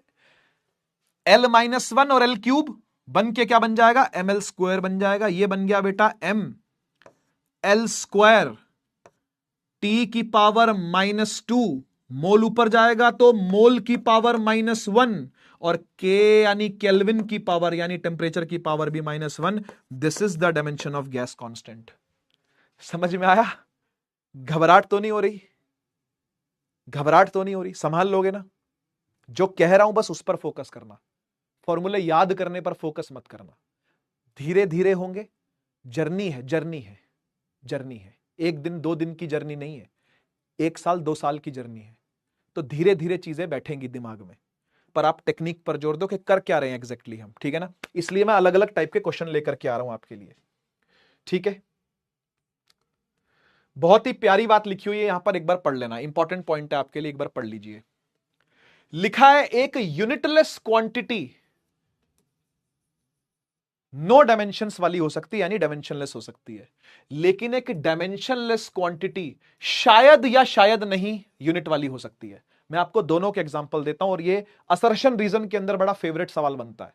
पहले वाले पॉइंट पर आते हैं, क्या बोल रहा है, एक बार सिर्फ पहले वाले को पढ़ना, नीचे वाले को छोड़ दो, अभी सिर्फ पहले वाले पर जोर दो। वो कह रहा है कि यूनिटलेस क्वांटिटी है और वो डायमेंशनलेस भी पक्का होगी, मतलब जो यूनिटलेस है, जो यूनिटलेस है वो तो डायमेंशनलेस पक्का होगा, वो तो डायमेंशनलेस पक्का होगा, लेकिन जो डायमेंशनलेस है, जो डायमेंशनलेस है वो यूनिटलेस हो ऐसा जरूरी नहीं है, ऐसा जरूरी नहीं है। और बड़ी गहरी बात है ये, मैं समझाता हूं कैसे। आप एक बात बताओ, आपने थोड़ी देर पहले रिफ्रैक्टिव इंडेक्स और स्ट्रेन और क्या था वो, रिलेटिव डेंसिटी, इनकी डायमेंशन निकालने की कोशिश करी थी ना, तो क्या आया था? डायमेंशनलेस, क्योंकि वो यूनिटलेस भी थे। देख, रिफ्रैक्टिव इंडेक्स होता है n is equal to c by v. C यानी लाइट की स्पीड मीटर पर सेकंड में होती है, और वेलोसिटी किसी और मीडियम में जाएगी तो भी लाइट की मीटर पर सेकंड ही है। तो भाई मीटर पर सेकंड से मीटर पर सेकंड कट गया। रिफ्रैक्टिव इंडेक्स की यूनिट क्या थी जरा बताना 10th क्लास में, अभी 10वीं पास करके आए हो भाई, बताओ रिफ्रैक्टिव इंडेक्स की यूनिट क्या है? कुछ नहीं, ये वो यूनिटलेस है, और जो यूनिटलेस है वो तो पक्का डायमेंशनलेस है। ऐसा बोल दिया पहले पॉइंट ने। समझ में आया कि नहीं आया? भाई कोई यूनिट जिसका नहीं है उसका कोई डायमेंशन भी नहीं है, लेकिन ऐसा हो सकता है कि कोई डायमेंशनलेस हो लेकिन उसका यूनिट भी हो। और वो कौन है पता है? एक ही एग्जांपल है मेरे पास, वैसे दो हैं लेकिन आपके काम का एक ही है। Angle theta is equal to L by R. हाँ या ना बोल बेटा? Theta is equal to L by R. L भी लेंथ है, हां, रेडियस भी लेंथ है, हां। सर लेंथ से लेंथ कट गया, बिल्कुल सही है। तो सर m0 l0 t0 ये तो डायमेंशनलेस है, लेकिन क्या ये यूनिटलेस है? एंगल की यूनिट होती है मेरी जान रेडियन, एंगल की यूनिट होती है राड। याद करो, याद करो, बताया है पिछली क्लास में ही बताया है। आ गया समझ में? ऐसे ही सॉलिड एंगल की भी यूनिट होती है स्टेरेडियन, लेकिन डायमेंशन नहीं होती। ठीक है, तो डायमेंशनलेस का पक्का नहीं है कि वो यूनिटलेस होगा या नहीं होगा, लेकिन यूनिटलेस का पक्का है कि वो डायमेंशनलेस होगा। असर्शन रीजन में ऐसे क्वेश्चन भिड़ते हैं, कॉन्सेप्ट पकड़ना आपको। ठीक है, एग्जाम्पल के साथ मैंने कॉन्सेप्ट आपको बताया है। ठीक है, अच्छा, अब आते हैं हम लोग अपने नेक्स्ट टॉपिक पर, जो कि है डायमेंशनल एनालिसिस। ठीक है ना, डायमेंशनल एनालिसिस। देखो, कोई भी डायमेंशनल फॉर्मूला अगर आपको मिलता है तो उस पर हम 4 काम कर सकते हैं। मैं आपको आज केवल 2 ही काम सिखाऊंगा, केवल 2 काम। ठीक है, पहला,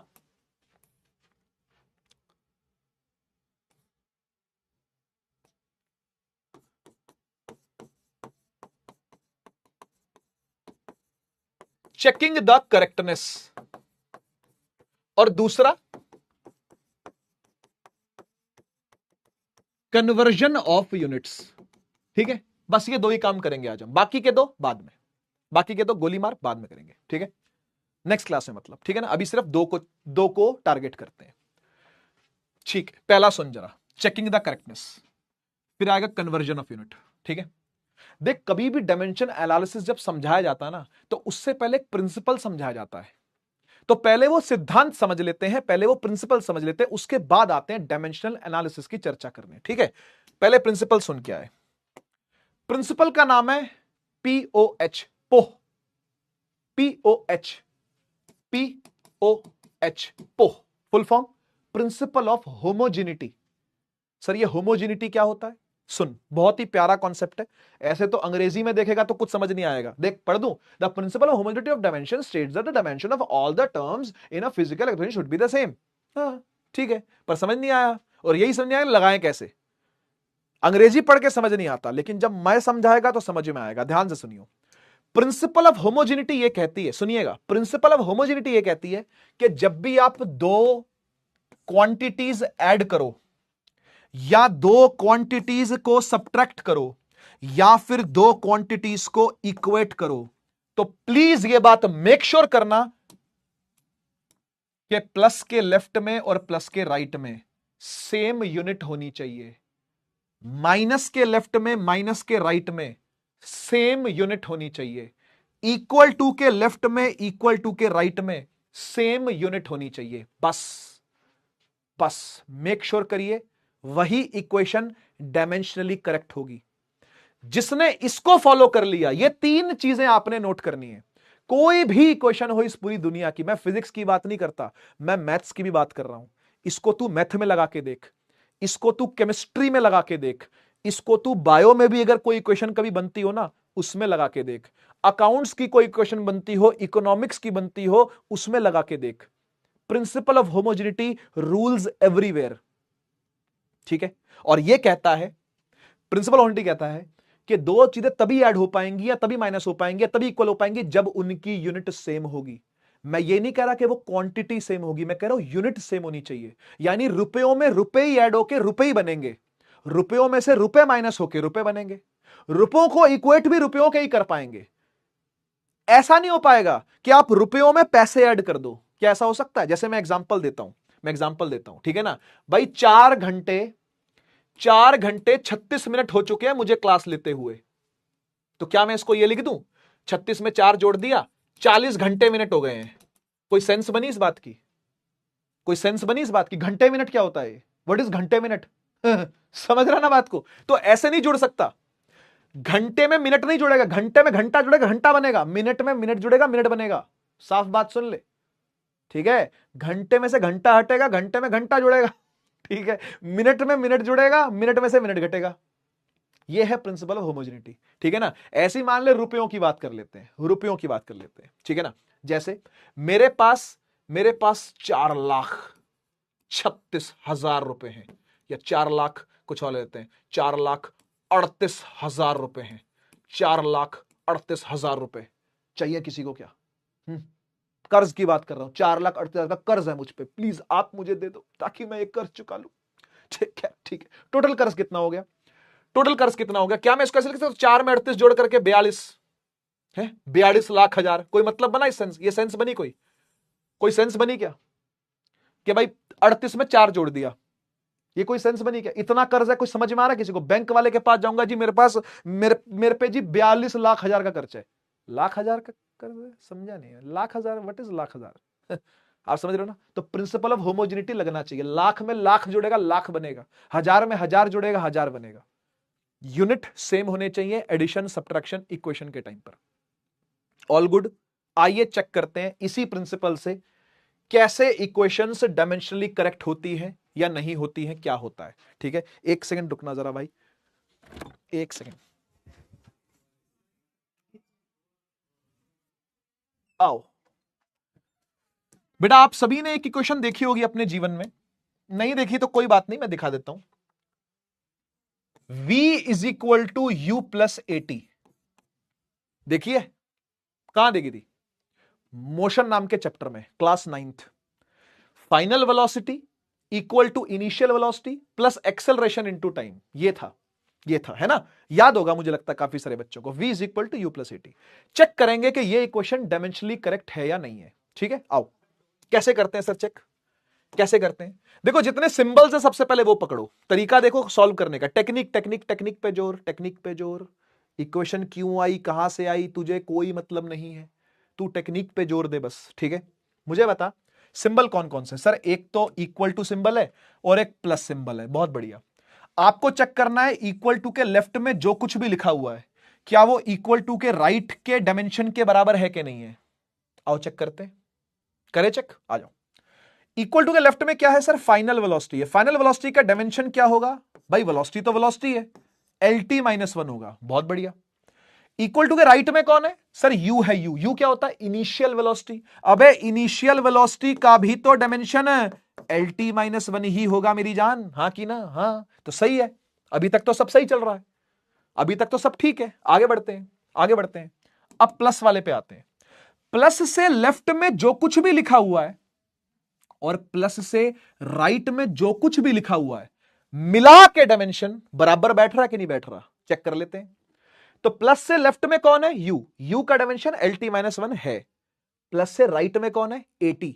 AT का कट्ठा डायमेंशन देखेंगे हम, ऐसा ही करना होता है, इकट्ठा देखना है आपने इसको। तो AT को कट्ठा देखेंगे, AT को कट्ठा देखेंगे। A का डायमेंशन क्या है? एक्सेलरेशन है बेटा, LT - 2 है। और T क्या होता है? टाइम। T क्या है? टाइम। टाइम का डायमेंशन होगा T - 2 में से T गया, अरे मतलब बेस सेम पावर ऐड क्या आएगा? LT - 1 ही तो आएगा। वाह, जोरदार तालियां। डायमेंशनली करेक्ट है, अरे डायमेंशनली करेक्ट है। प्लस के लेफ्ट में भी LT - 1, प्लस के राइट में भी LT - 1, इक्वल टू के लेफ्ट में LT - 1, इक्वल टू के राइट में भी LT - 1। क्या बात है, बहुत बढ़िया, तालियां तालियां तालियां। हम एंड में क्या बोलेंगे? हम बोलेंगे this equation is due to application of principle of homogeneity, this equation is dimensionally correct. ठीक है, ऐसा बोलेंगे, this equation is dimensionally correct. तो पूरी कहानी लिख देना है ना, due to this equation is dimensionally correct. समझ में आया? पक्का? अब एक ही क्वेश्चन आपको और देता हूं, आप चेक करके बताइएगा कि वो डायमेंशनली करेक्ट है या वो डायमेंशनली इनकरेक्ट है। ठीक है, equation number 2, S is equal to UT plus half AT। देखी हुई क्वेश्चन है, देखी हुई है भी, इसके बाद ही आई थी, है ना, है ना। चेक करो और बताओ कि ये इक्वेशन डायमेंशनली करेक्ट है या नहीं है। ठीक है, कैसे करेंगे, सिंबल देखो, सिंबल पकड़ो, सिंबल, एक सिंबल ये रहा और एक सिंबल ये रहा। क्या इसके लेफ्ट वाली आइटम राइट वाली आइटमों के इक्वल डायमेंशन की है? चेक कर लेते हैं। सबसे पहले एस को पकड़ो। एस क्या होता है बेटा? S is displacement. आपको ये तो पता होना चाहिए बेटा इक्वेशन की चीजें क्या बोलती हैं, वो क्वेश्चन में गिवन होगा। जब क्वेश्चन आएगा तो क्वेश्चन में गिवन होगा कि एस क्या बोल रहा है, यू क्या बोल रहा है, टी क्या बोल रहा है, ये सब आपको पता होगा। ठीक है ना। तो एस क्या है? डायमेंशनल डिस्प्लेसमेंट है, डिस्प्लेसमेंट है, डिस्प्लेसमेंट होता है एल। ठीक है, तो अगर इक्वल टू के राइट में भी एल आ गया तो मजे आ जाएंगे, मजे आ जाएंगे हमारे, तो है ना, हमारी क्वेश्चन ठीक चल पड़ेगी, है ना। देखते हैं क्या होता है। यू टी को इकट्ठा स्टडी करेंगे अब, है ना, क्योंकि इक्वल टू के राइट में दोनों बैठे हैं, मल्टीप्लीकेशन बैठे, दोनों को इकट्ठा स्टडी किया जाएगा, इकट्ठा करेंगे। यू का होता है जी एल टी -1, है ना, और टी का तो टी ही है। अरे वाह, ये T1 ये T-1, टी से टी कट गया, क्या आ गया बेटा? एल ही आ गया। बहुत बढ़िया, बहुत बढ़िया। तो जो इक्वल टू के लेफ्ट में था वही राइट में है, तो सही चल रहा है, एकदम बढ़िया चल रहा है। थोड़ा और आगे बढ़ते हैं, बढ़ते हैं, आ जाओ। प्लस के लेफ्ट में चेक करो और प्लस के राइट में चेक करो, क्या ये सब सेम इक्वेशन, सेम डायमेंशन वाले हैं कि नहीं है, है ना। तो प्लस के लेफ्ट में यूटी है, यूटी का डायमेंशन तो एल आ गया, बहुत बढ़िया। तो एल में एल इक्वल हो रहा है और एल में से एल ही ऐड होना चाहिए, यानी ये पूरा मिलकर के एल के बराबर आना चाहिए। क्या आ रहा है चेक कर लेते हैं। तो भैया हाफ AT यही है, इसका डायमेंशन आपको निकालना है। अब सबसे पहले नंबर आता है, नंबर का कोई वैल्यू अपने लिए है नहीं। नंबर एक ऐसा कांस्टेंट है जो कि डायमेंशन हो ही नहीं सकता, नपा नपाया मामला है, तो हाफ को तो अपन छोड़ देंगे। ए पे आते हैं। ए होता है बेटा एक्सेलरेशन, एक्सेलरेशन इज LT-2। सही कह रहे हो सर, LT-2। और फिर ये क्या है? टी, एक ही टी है और एक ही टी है, तो भाई ये तो टी आ गया, T1 और T-2। सर ये तो LT-1 ही हुआ, एल तो नहीं आया। मतलब एल में एल इक्वेट हो रहा है और LT-1 ऐड हो रहा है। कुछ तो लोचा है जी, कुछ तो लोचा है। This equation is dimensionally incorrect due to POH, है ना।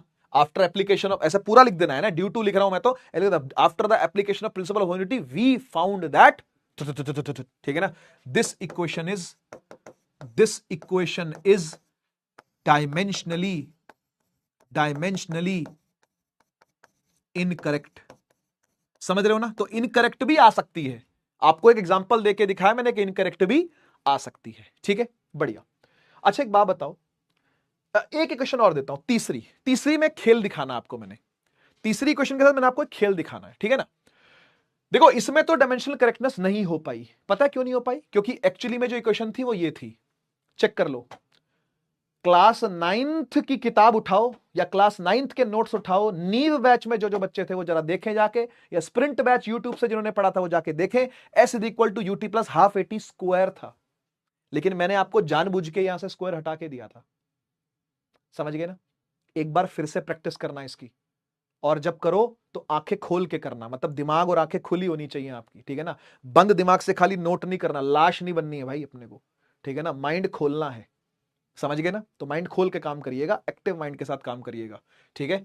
खैर ये इक्वेशन तो डायमेंशनल इनकरेक्ट थी, लेकिन तीसरी वाली को देखते हैं।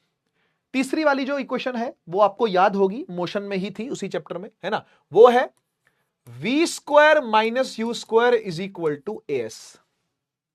ऐसी ही थे ना इक्वेशन, याद है ना। पहली इक्वेशन ये, दूसरी है, तीसरी है ना, यही थी ना। चलो देख लेते हैं जी। डायमेंशनल करेक्टनेस चेक करनी है आपको इसकी। सिंबल देखो, पोह लगाना है, पोह। एक सिंबल ये, एक सिंबल ये, इससे लेफ्ट में जो कुछ भी वही इससे राइट में, इससे लेफ्ट में जो कुछ भी वही इससे राइट में। करें check, let us check. Final velocity का स्क्वायर का डायमेंशन क्या होगा जी, बताइए मालिक।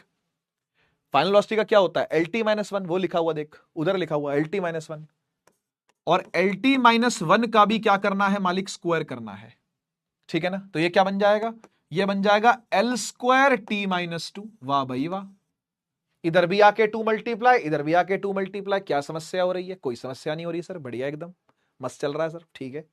तो V² का आ गया L2T-2।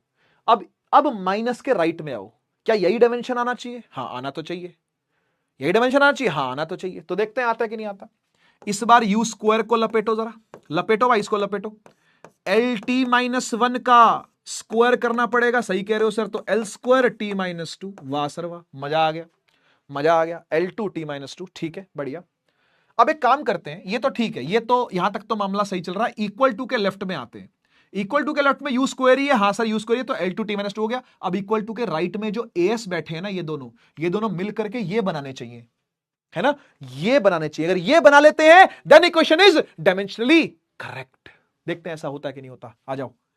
AS का कट्ठा डायमेंशन निकालो, क्या बनेगा मालिक, A का बताओ, LT-2, और S क्या है, डिस्प्लेसमेंट है बेटा, ये S डिस्प्लेसमेंट है, वो एक्सेलरेशन थी, डिस्प्लेसमेंट है L, और ये क्या आ गया, L से L मल्टीप्लाई, मजा आ गया सर जी, L2T-2, ये तो डायमेंशनली करेक्ट हो गया। क्या बात, क्या बात। This equation is dimensionally correct. क्या बात है, बढ़िया। पर आपको एक झोल बताऊं क्या है, झोल बताता हूं। झोल ये कि एक्चुअली में इक्वेशन ये थी ही नहीं, जो क्लास 9th के मोशन चैप्टर में दी गई है। आपको इस साल भी पढ़नी है, डिराइव भी करेंगे कैलकुलस मेथड से, वो भी। एक्चुअली में इक्वेशन ये थी, V² is equal V² minus 2AS। यहां पे एक 2 था, वो मैंने जानबूझ के उड़ा दिया था, क्योंकि मैंने आपको एक खेल दिखाना था कि बेटा ऐसी कुछ संख्याएं हो सकती हैं, ऐसे कुछ नंबर हो सकते हैं बीच में जो कि गायब हो, और उसके बावजूद भी डायमेंशन एनालिसिस बोल दे कि जी ये तो डायमेंशनली करेक्ट है, और हम भी मान जाए हा हा हा मजा आ गया, ये तो डायमेंशनली करेक्ट है। तो डायमेंशनली करेक्ट होने का क्या ये मतलब होता है कि वो फिजिक्स में भी करेक्ट है? आंसर है नहीं, आंसर है नहीं। कोई चीज अगर डायमेंशनली करेक्ट है तो क्या वो फिजिक्स में अप्लाई हो जाएगी? अच्छा ये बताओ, क्या ये फिजिक्स में अप्लाई हो जाएगी? क्या आंसर सही आएगा? ये गड़बड़ आएगा, गड़बड़ आएगा। एक्चुअली में तो इक्वेशन ये है ना भाई, 2 तो होना चाहिए ना। क्या समझ रहे हो? सोचो मैं इसमें से हाफ उड़ा देता तो S is equal to UT plus AT², तो भी डायमेंशनली ठीक आता, ये समझ पा रहे हो ना। लेकिन फिर ये क्या फिजिक्स में ठीक होता? नहीं, नहीं। तो ये तो आपको मेक श्योर करना पड़ेगा कि फिजिक्स में वो चीज ठीक है, तो वो चीज अलग होगी। मतलब वो चीज फिर डायमेंशनली तो ठीक होएगी होएगी, वो फिजिक्स में भी ठीक होगी। लेकिन कभी कभी ऐसा भी हो सकता है कि डायमेंशनली ठीक आए लेकिन फिजिक्स में ठीक ना हो, ठीक है ना। बट फिजिकली इनकरेक्ट, एक एग्जांपल मैंने आपको ये दिया, बट फिजिकली इनकरेक्ट। तो नोट कर लीजिएगा बेटा, ये चीज समझ गए ना, ये चीज एकदम नोट करने वाली है, ये चीज एकदम नोट करने वाली है मालिक। क्या? कि अगर कोई इक्वेशन फिजिकली करेक्ट है, कोई इक्वेशन फिजिकली करेक्ट है, तो वो पक्का डायमेंशनली करेक्ट तो होएगी होएगी, तभी वो फिजिक्स में यूज हुई है, तभी तो उसको फिजिक्स में यूज करा है, समझ गए ना। लेकिन अगर कोई इक्वेशन डायमेंशनली करेक्ट आई है तो यह बिल्कुल भी जरूरी नहीं है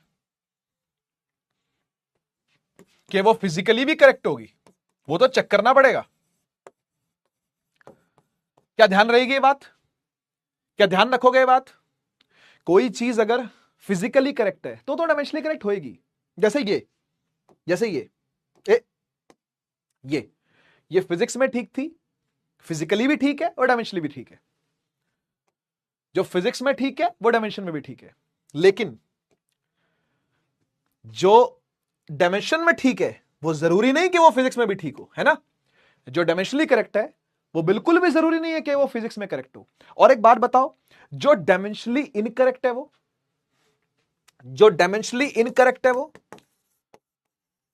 जो डायमेंशनली ही ठीक नहीं है, जो डायमेंशनली ही इनकरेक्ट है, वो तो पक्का फिजिक्स में इनकरेक्ट ही होगी, वो तो पक्का फिजिकली यूज नहीं हो सकती, वो तो इनकरेक्ट ही होगी। क्या कहते हो, गलत तो नहीं बोल रहा मैं? गलत तो नहीं बोल रहा ये बात? ये देख, ये देख, अगर ये डायमेंशनली इनकरेक्ट है तो क्या इसको फिजिक्स में यूज कर लोगे क्या? नहीं हो सकती। समझ गए ना? बात समझ में आई ना? तो ये इस तरीके से समझना चाहिए। मैं इसका एक ट्री बना देता हूं छोटा सा, साइड में एक ट्री देख लो, छोटा सा ट्री बना देता हूं मैं इसका, ठीक है ना भाई? कोई क्वेश्चन है, ठीक है, सबसे पहले आप उसको डायमेंशनल चेक करो, उसको डायमेंशनल चेक दो, ठीक है? डायमेंशनल चेक करा, अगर तो डायमेंशन ठीक आई है,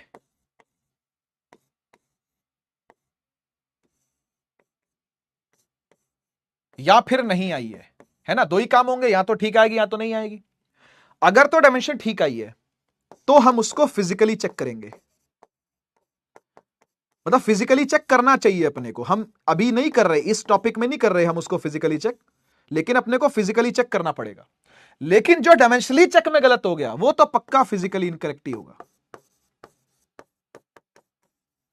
उसके लिए तो पक्का बोल देंगे कि फिजिकली इनकरेक्ट ही है वो। क्या समझे बात को? पक्का वो तो फिजिकली इनकरेक्ट ही होगा। ये तो मे और मे नॉट वाला सीन हो गया ना भाई, कि फिजिकली करेक्ट हो भी सकती है, नहीं भी हो सकती, मे और मे नॉट। क्या जी, क्या कुछ कहानी वानी आपको समझ में आ रही है जो मैं बता रहा हूं? है ना भाई? कोई क्वेश्चन है उसको डायमेंशनली चेक करो, अगर वो ठीक है तो फिर फिजिकली चेक करो, ठीक भी हो सकते है, गलत भी हो सकती है। लेकिन जो डायमेंशनली ही रॉन्ग है वो तो पक्का फिजिक्स में रॉन्ग है भाई। फिजिक्स में क्या, सब जगह रॉन्ग है, सर्वस्व रॉन्ग है वो तो। जो डायमेंशनली गलत हो गया वो सर्वस्व गलत हो गया। तो पहला चेक डायमेंशनल चेक, बढ़िया, बहुत सही।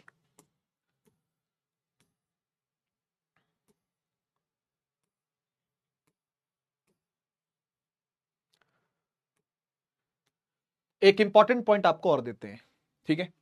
देखो बेटा, जितने भी ट्रिग्नोमेट्रिक क्वांटिटीज होती हैं, मैं समझाता हूं क्या, जितनी भी लॉगरिदमिक क्वांटिटीज होती हैं जो कि आपने आज तक कभी नहीं देखी, कोई टेंशन नहीं, मैं दिखाऊंगा, और जितनी भी एक्सपोनेंशियल क्वांटिटीज होती हैं वो सब की सब डायमेंशनलेस होती हैं, सब की सब m0 l0 t0 यानी 1 के बराबर होती हैं। समझ गए? अब मैं किन की बात कर रहा हूं तो सुनो, तो सुनो मैं किन की बात कर रहा हूं। ट्रिग्नोमेट्रिक 10th क्लास में पढ़ी थी आपने, कोई साइन एक्स है, कोई कॉस 2x है, कोई tan 4y² है। माने इस ब्रैकेट में जो भी लिखा है, चाहे मेरा ही नाम क्यों ना लिख दिया हो, इस ब्रैकेट में जो भी लिखा हुआ हो वो सब डायमेंशनलेस है। समझ गए ना? लॉग की बात कर लेते हैं। मान लो भाई लिखा हुआ अंदर log x⁻², डायमेंशनलेस है। मान लो कभी कभी ऐसे लिखा होता है नेचुरल लॉग, कभी कभी नेचुरल लॉग भी लिखा होता है, नेचुरल लॉग और v1/v2 कुछ ऐसे लिखा हुआ है मान लो, या अंदर कुछ v1 ही है, चलो v1 ही है, डायमेंशनलेस है। जो भी कुछ अंदर है लॉग के या कॉस टेन साइन के ट्रिग्नोमेट्री, है ना, या लॉगरिथमिक या फिर एक्सपोनेंशियल, वो कैसा दिखता है? वो दिखता है e की पावर में, ऐसा ही लिखा जाता है। फंक्शन ही कुछ ऐसा है, ये e की पावर में यूज होता है। मैथमेटिकल फंक्शंस है सारे, फिजिक्स में यूज होते हैं बेटा, मैथमेटिकल फंक्शंस है फिजिक्स में यूज होते हैं। e की पावर मान लो x है ना, या फिर मान लो e की पावर 2x है, या फिर मान लो e की पावर -3y² प्लस z² है, कुछ भी ऐसे ही है यार, समझ जाओ, समझ जाओ बात को। पावर में कुछ भी हो, पावर में कुछ भी, सब डायमेंशनलेस है ये सब डायमेंशनलेस है। समझ गए ना? ये सब जो जो अंदर लिखा हुआ है ब्रैकेट के, जो जो अंदर लिखा है ब्रैकेट के, जो जो अंदर लिखा है ब्रैकेट के, सब डायमेंशनलेस है। क्लियर बात? ये एक इंपॉर्टेंट पॉइंट है, अपने नोट्स में होना चाहिए आपके, ठीक है ना? आपके नोट्स में ये चीज होनी चाहिए, ठीक है? अब कुछ क्वेश्चन कर लेते हैं ताकि मजा आ जाए, ठीक है? अच्छा, चेंज ऑफ यूनिट्स, ये चेकिंग द डायमेंशन अपना हो चुका है, चेकिंग द करेक्टनेस। अब कन्वर्जन ऑफ यूनिट पर भी आ जाते हैं, ठीक है ना? फिर सवालों पे आ जाएंगे, है ना? फिर मैं सवाल करवा दूंगा, है ना, प्रैक्टिस करवा दूंगा सवालों की, कोई दिक्कत वाली बात नहीं है, ठीक है ना? एक बार हम इस पर आ जाते हैं, किस पर? यूनिट्स पर। ये क्वेश्चन बहुत सारे थे यार, है ना? ये लिमिटेशन कहां से आ गई बे? एक मिनट, एक मिनट, कन्वर्जन ऑफ यूनिट्स कहां गया यार? चलो कोई नहीं, खुद ही से बना लेते हैं, खुद ही से बना लेते हैं।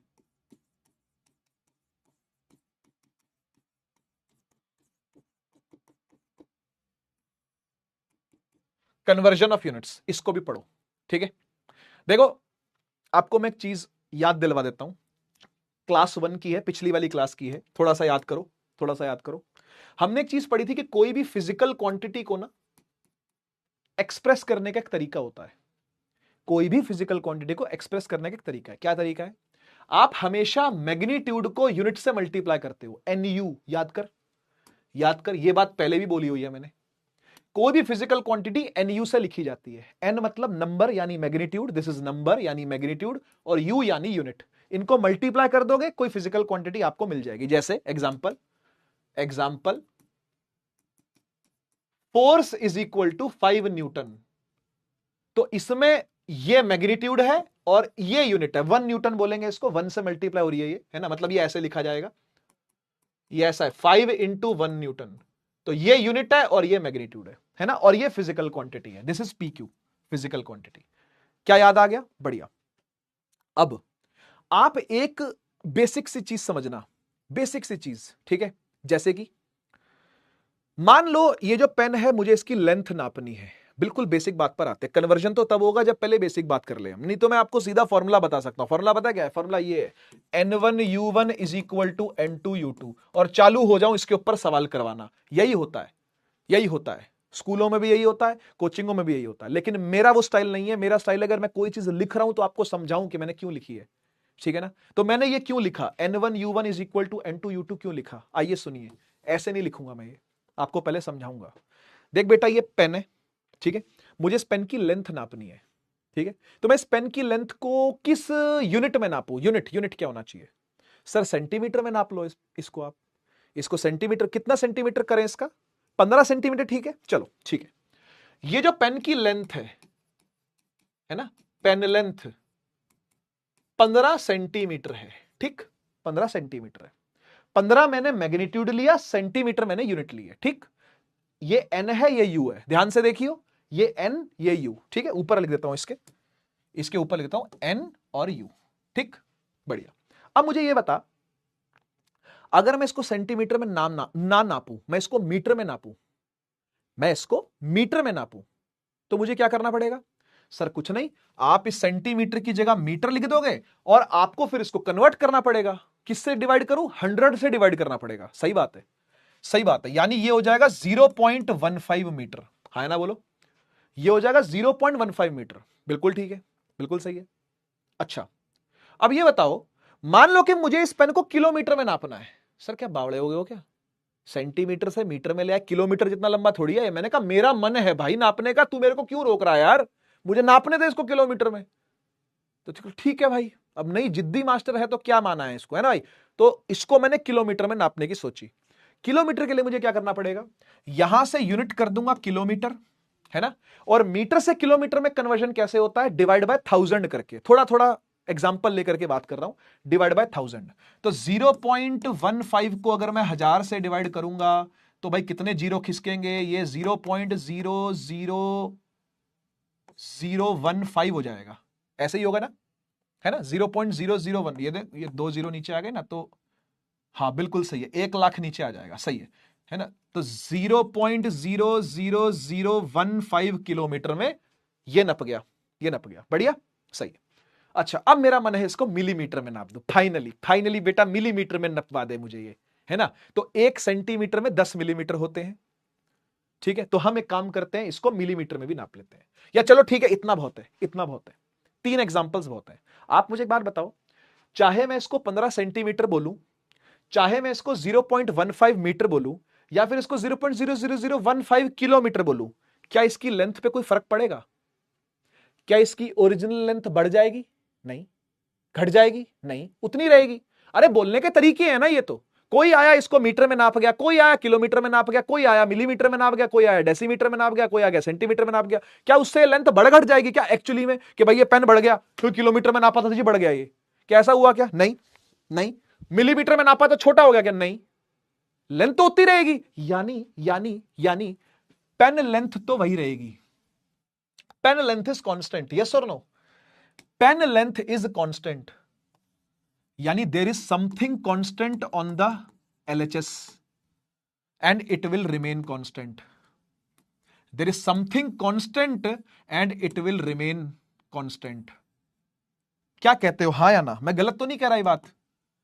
मैं गलत तो नहीं कह रहा? देर is something which is constant on the LHS side. Shouldn't the RHS be constant also? जैसे LHS हमेशा कांस्टेंट है, क्या वैसे ही RHS भी कांस्टेंट नहीं हुआ क्या? होगा ही, मैथमेटिकल बात है ये तो, मैथमेटिकल बात है. LHS अगर कांस्टेंट है, ये जो कि पेन की लेंथ है, पेन लेंथ ही नाप रहा था ना मैं, तो pen length pen length pen length वो तो कांस्टेंट है. तो RHS भी 15 सेंटीमीटर हो या 0.15 मीटर हो या फिर ये लिखा हो, सब सेम ही है. सही बात है सर. तो ऐसा करने में हो क्या रहा है? देखो, ऐसा करने में हो क्या रहा है, मैं आपको समझाता हूं. देखो, जब जब हम यूनिट बढ़ा रहे हैं, देखो सेंटीमीटर से बड़ी यूनिट मीटर, उससे बड़ी यूनिट किलोमीटर, तब तब आपको नंबर कम करना पड़ रहा है. नंबर कम करना पड़ रहा है. चेक करा आपने, 15 बढ़ा है कि 0.15 बढ़ा है? सर 15 बढ़ा है, तो ये आपको कम करना पड़ा. 0.15 बढ़ा है कि 0.00015 बढ़ा है? सर 0.15 बढ़ा है. यानी आप क्या कर रहे हो, आप जैसे जैसे u बढ़ा रहे हो वैसे वैसे n घटा रहे हो, और ये होना भी चाहिए, तभी LHS कांस्टेंट रहेगा. सोच सोच, कोई चीज लेफ्ट साइड पर कांस्टेंट है, बिल्कुल मैथमेटिकल बात कर रहा हूं. कोई चीज लेफ्ट साइड पर कांस्टेंट है, राइट साइड पर n और u मल्टीप्लाई हो रहे हैं. देखो हर बार ये हो रहा है, ये n है, ये u है, ये n है, ये u है, ये n है, ये u है. तो एक बात बता, अगर मैं u बढ़ा रहा हूं तो n भी बढ़ेगा क्या उसके साथ? पागल है तू? u बढ़ाने से n बढ़ जाएगा क्या? तो फिर ये कांस्टेंट रहेगा क्या? नहीं. अगर u बढ़ रहा है, अगर u बढ़ रहा है तो n कंपनसेट करेगा, n समझौता करेगा. वो बोलेगा अच्छा भाई आप बढ़ रहे हो क्या, चलो आप बढ़ लो, मैं घट जाता हूं. ये बिल्कुल माता पिता की तरह है. n और u क्या है? बिल्कुल मम्मी पापा जैसे हैं. एग्जाम्पल देता हूं. पापा मम्मी की जब शादी हुई, ऐसे ही ले लो एग्जाम्पल, कुछ भी, पापा मम्मी की शादी हुई तो पापा कमाते थे, मम्मी घर का काम करती थी. ठीक है ना? तो दोनों ने अपने अपने काम डिवाइड कर रखे थे कि बाहर जाएंगे कमा के लाएंगे पिताजी, मम्मी घर संभालेंगी, घर का काम देखेंगी. तो ये रही मम्मी, दोनों ने अपने अपने रोल संभाल लिए. पर आप जब बड़े हुए तो पिताजी ने किसी कारण से, उनकी नौकरी चली गई मान लेते हैं, तो उन्होंने कमाना बंद कर दिया. अब जब उन्होंने कमाना बंद कर दिया तो कमाएगा तो कोई और, कौन? आप तो उतने बड़े हुए नहीं कि कमाने लगो, है ना? तो मम्मी को स्टेप आउट करना पड़ा, मम्मी को कोई जॉब पकड़नी पड़ी. मान लेते हैं कि मम्मी ने काम करना चालू कर दिया. अब मम्मी ला रही है पैसे और पिताजी क्या कर रहे हैं? पिताजी घर संभाल रहे हैं. इसमें क्या बुराई है? इसमें कोई बुराई नहीं है भाई. पहले पिताजी बाहर जाते थे, मां घर संभालती थी, अब मां बाहर जा रही है, पिताजी घर संभाल रहे हैं. दोनों ने रोल्स रिवर्स कर लिए. क्या बात समझ रहे हो? कुछ ऐसा यहां पर भी हुआ है. जब यू बढ़ने लगा तो एन कंपनसेट करने लगा. एन कह रहा चल मैं कम हो जाता हूं यार, मैं घट जाता हूं यार, क्योंकि यू बढ़ रहा है तो एन को घटना पड़ रहा है. तभी तो दोनों मिलके कांस्टेंट होंगे. समझ पा रहे हो ना? तभी तो दोनों मिलके कांस्टेंट होंगे. करेक्ट है कि नहीं भाई? घर में लाना था मान लो 1 लाख रुपया कमा करके, मान लेते घर में लाना था 1 लाख रुपया कमा करके. ठीक है, पिताजी लाया करते थे उस 1 लाख में से 10,000 रुपए, ऐसा मान लेते हैं. पिताजी लाया करते थे 10,000 रुपए कमा करके, ठीक, और मम्मी लाया करती थी फॉर एग्जाम्पल 10 रुपए. ऐसे कुछ भी एग्जाम्पल लेके बोल रहा हूं, ठीक है ना? तो दोनों का मल्टीप्लीकेशन होके क्या बनता था? 1 लाख बनता था. ठीक है ना? धीरे धीरे पिताजी की तनख्वाह कम होने लगी तो मम्मी को बाहर जाके काम करना पड़ा, यानी ये कम हुआ तो इसको बढ़ना पड़ा. तभी तो कंपनसेट होके हर बार 1 लाख आएगा और तुम्हारी फीस जमा होगी भाई. तुम्हारे स्कूल की फीस, खाना, राशन पानी, सब चीजें जो जो है, लोन वोन, ये सब बहुत कुछ है. समझ गए ना? तो जैसे जैसे ये 10,000 कम होके 1,000 हो गया तो मम्मी की सैलरी अब 100 रुपए होने लगी, पिताजी की सैलरी और कम हो गई, 100 ही रह गई. तो माताजी को ज्यादा सैलरी उठानी पड़ी, पिताजी की सैलरी और कम हो गई, माताजी की सैलरी और बढ़ने लगी. बनेगा तो 1 लाख ही. क्या बात समझ रहा है? पिताजी अब 1 ही रुपया कमा पा रहे हैं, माताजी पूरा 1 लाख रुपया कमा रही हैं. अब कुल मिला के क्या बना? लाख रुपया ही तो बना. अबे एलएचएस तो कांस्टेंट है, कंपनसेट किसको करना पड़ा? इन दोनों को आपस में, एक बड़ा तो दूसरा घटा, एक बड़ा तो दूसरा घटा। क्या मैं ये कह सकता हूं, ये पूरी कहानी आपके समझ में आ गई होगी, क्या मैं ये कह सकता हूं कि NU इज ऑलवेज कांस्टेंट? हां सर, कह सकते हैं ऐसा, कह सकते हैं ऐसा। और क्या मैं ये भी कह सकता हूं कि N is equal to constant divide by U को नीचे ले गया? हाँ, एक ही बात है, NU मल्टीप्लाई होते वहां चला गया, डिवाइड हो गया, क्या दिक्कत है? तो क्या मैं लिख सकता हूं कि N is inversely proportional to U? जब पिताजी काम कर रहे हैं तो माताजी घर संभाल रही हैं, उनको काम करने की जरूरत नहीं, ठीक है ना। लेकिन जब पिताजी ने काम करना बंद कर दिया तो माताजी को अब कमाई चालू करनी पड़ रही है। क्या बात समझ रहे हो ना? N और U कैसे हैं आपस में? इनवर्सली प्रोपोर्शनल है, हमेशा ऐसा ही होगा। जब भी दो चीजें मल्टीप्लाई हो रही होंगी और वो किसी कांस्टेंट के बराबर आएगी, और ये आपको फिजिक्स में कम से कम 20 जगह पर यूज करने को मिलेगा, दोनों साल मिला के कह रहा हूं। इसलिए इस कॉन्सेप्ट को इतना डीप पढ़ाया मैंने, इसलिए इस कॉन्सेप्ट को घर के मामले से रिलेट करके पढ़ाया मैंने कि पिताजी कमा रहे हैं, माताजी घर पे, फिर रोल्स रिवर्स हो गए। समझ रहे हो? ये 20 जगह काम आएगा पूरी फिजिक्स के अंदर, केमिस्ट्री में भी काम आएगा, केमिस्ट्री में भी आपको देखने को मिलेगा। तो ध्यान रखिएगा, कोई भी दो मल्टीप्लाइड चीजें कांस्टेंट के बराबर होती हैं, आप उनको इनवर्सली प्रोपोर्शनल लिख सकते हो, ठीक है। और जब आप इनवर्सली प्रोपोर्शनल लिखोगे, बेसिकली क्या हो रहा है मैं आपको बताता हूं। आपने NU कांस्टेंट लिख दिया, कोई दिक्कत नहीं, तो यहां से हम ये कह सकते हैं, समझना, कहां लिखूं, हां यहां लिख देता हूं, चलो। यहां से हम ये कह सकते हैं कि N1U1 भी किसी कांस्टेंट के बराबर है और N2U2 भी उसी सेम कांस्टेंट के बराबर है। सर ऐसा कैसे लिख दिया आपने कि N1U1 कुछ और है, वो भी कांस्टेंट के बराबर है, N2U2 कुछ और है, वो भी उसी कांस्टेंट के बराबर है, ऐसा कैसे कह रहे हो? ऐसा मैं इसलिए कह रहा हूं क्योंकि वो चीज पेन की लेंथ ही है, वो चीज पेन की लेंथ ही है। बेटा एक बात बता, क्या 15 सेंटीमीटर 0.15 मीटर के बराबर नहीं है क्या? तो ये N1 हुआ, ये U1 हुआ, ये N2 हुआ, ये U2 हुआ, ये N3 हुआ, ये U3 हुआ, क्या ये बराबर नहीं है आपस में? है? एक बात बता, क्या 15 सेंटीमीटर को, इधर लिखता हूं, क्या 15 सेंटीमीटर पेन की लेंथ नहीं है? है। और क्या 0.15 सेंटीमीटर उसी पेन की लेंथ नहीं है क्या? हाँ है, यानी 15 सेंटी, ये आ जाएगा मीटर, सॉरी, 0.15 मीटर उसी पेन की लेंथ है भाई, यानी 15 सेंटीमीटर ही 0.15 मीटर के बराबर है। सोच, गलत तो नहीं कह रहा? 0.15 मीटर ही 15 सेंटीमीटर, क्योंकि है तो लेंथ पेन की ना। तो ये दोनों अगर आपस में बराबर है, क्योंकि इनका RHS बराबर है, तो जब इनका RHS बराबर है तो क्या मैं ये नहीं लिख सकता कि N1U1 N2U2 के बराबर है? इसी फॉर्मूले का यूज करते हैं हम यूनिट कन्वर्जन के अंदर, क्योंकि बेटा यूनिट अगर कन्वर्ट हो भी रही होगी ना, तो भी वो सेम ही चीज को इक्वेट कर रही होगी। जैसे यहां पर क्या इक्वेट हो रही थी? पेन की लेंथ। क्या समझ पा रहे हो? 15 सेंटीमीटर ही लेंथ है, 0.15 मीटर ही लेंथ है, एक ही तो बात है, तो दोनों को इक्वेट कर सकते हैं। हाँ, तो ऐसे ही N1U1 लिख लिया, वो भी वही कांस्टेंट के बराबर है, N2U2 लिख लिया, वो भी वही कांस्टेंट, तो दोनों को इक्वेट नहीं कर सकते क्या? कर सकते हैं, कर सकते हैं। आइए स्टार्ट करते हैं कहानी। कन्वर्जन ऑफ यूनिट के लिए आपने जो फॉर्मूला यूज करना है वो फॉर्मूला फिक्स्ड है बिल्कुल, N1U1 is equal to N2U2, इसी फॉर्मूले का यूज आप करेंगे। और ये कहां से आया अब मुझे बताने की जरूरत नहीं है, अब आप क्लैरिटी से समझ गए हो पूरा कि ये फॉर्मूला आया है NU के कांस्टेंट होने से। और फिर यहां N1U1 हो, चाहे N2U2 हो, चाहे N3U3 हो, चाहे N4U4 हो, वो सब के सब उसी कांस्टेंट के बराबर हैं। ये सब आगे आगे आगे आगे जुड़ के कड़ी बन सकती है, लेकिन अपन कड़ी नहीं बनाने वाले, अपन सॉल्व करने वाले हैं। और सबसे पहला क्वेश्चन मैं इसके अंदर आपको एग्जाम्पल देके करवाता हूं, एग्जाम्पल नंबर 1, ठीक है।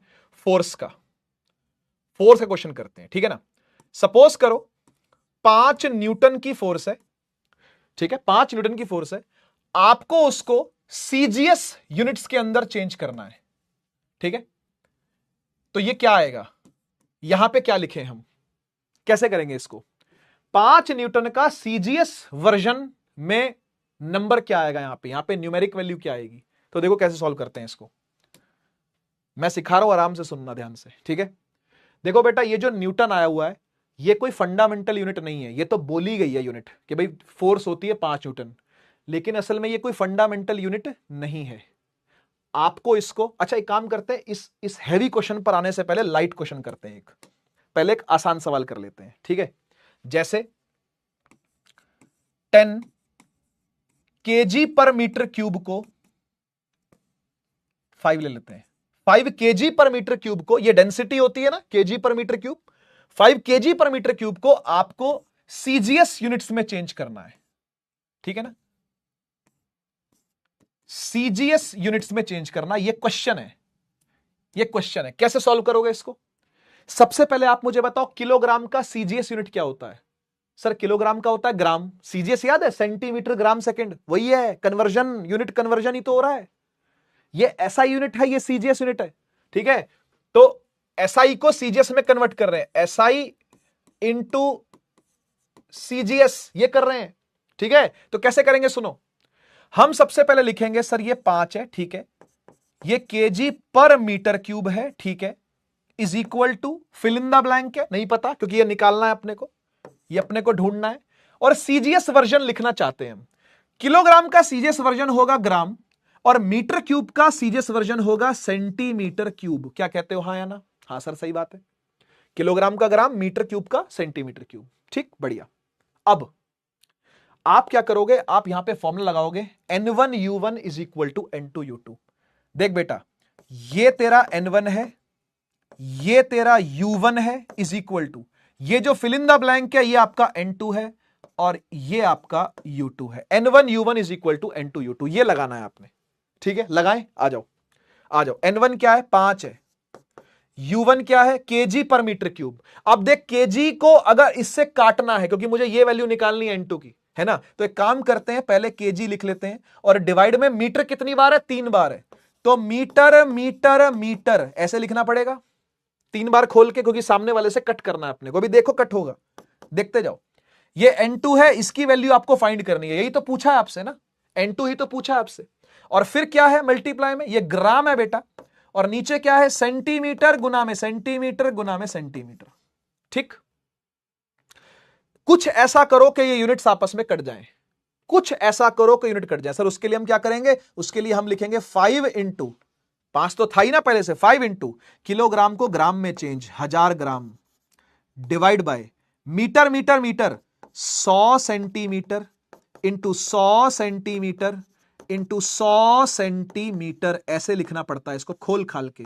स्कूल लेवल पर काम करना है तो ऐसे ही करना पड़ेगा, डिटेल में पूरा खोल खाल के।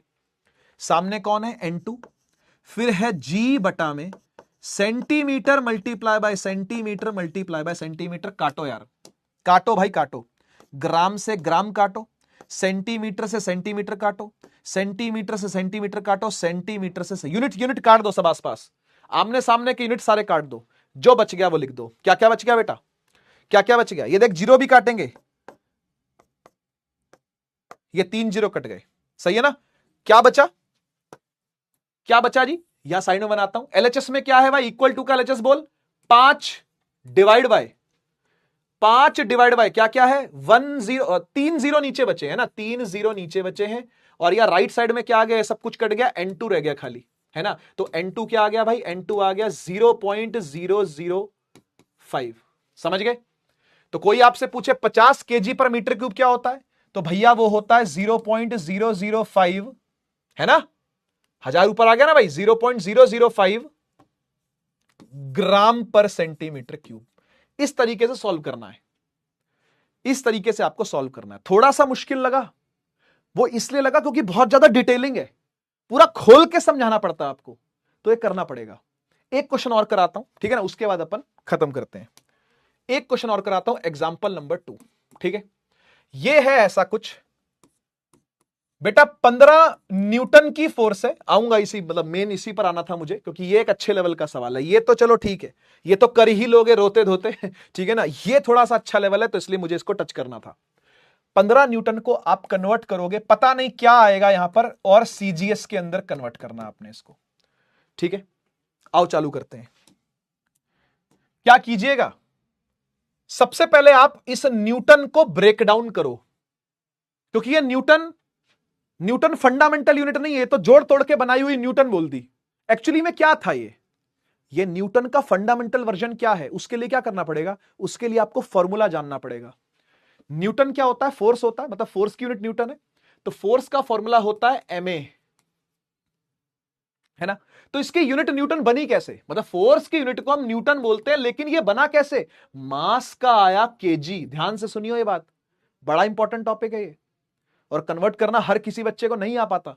मास का ऐसा यूनिट होता है केजी, एक्सेलरेशन का ऐसा यूनिट होता है मीटर पर second square, metre divide by second square, है ना।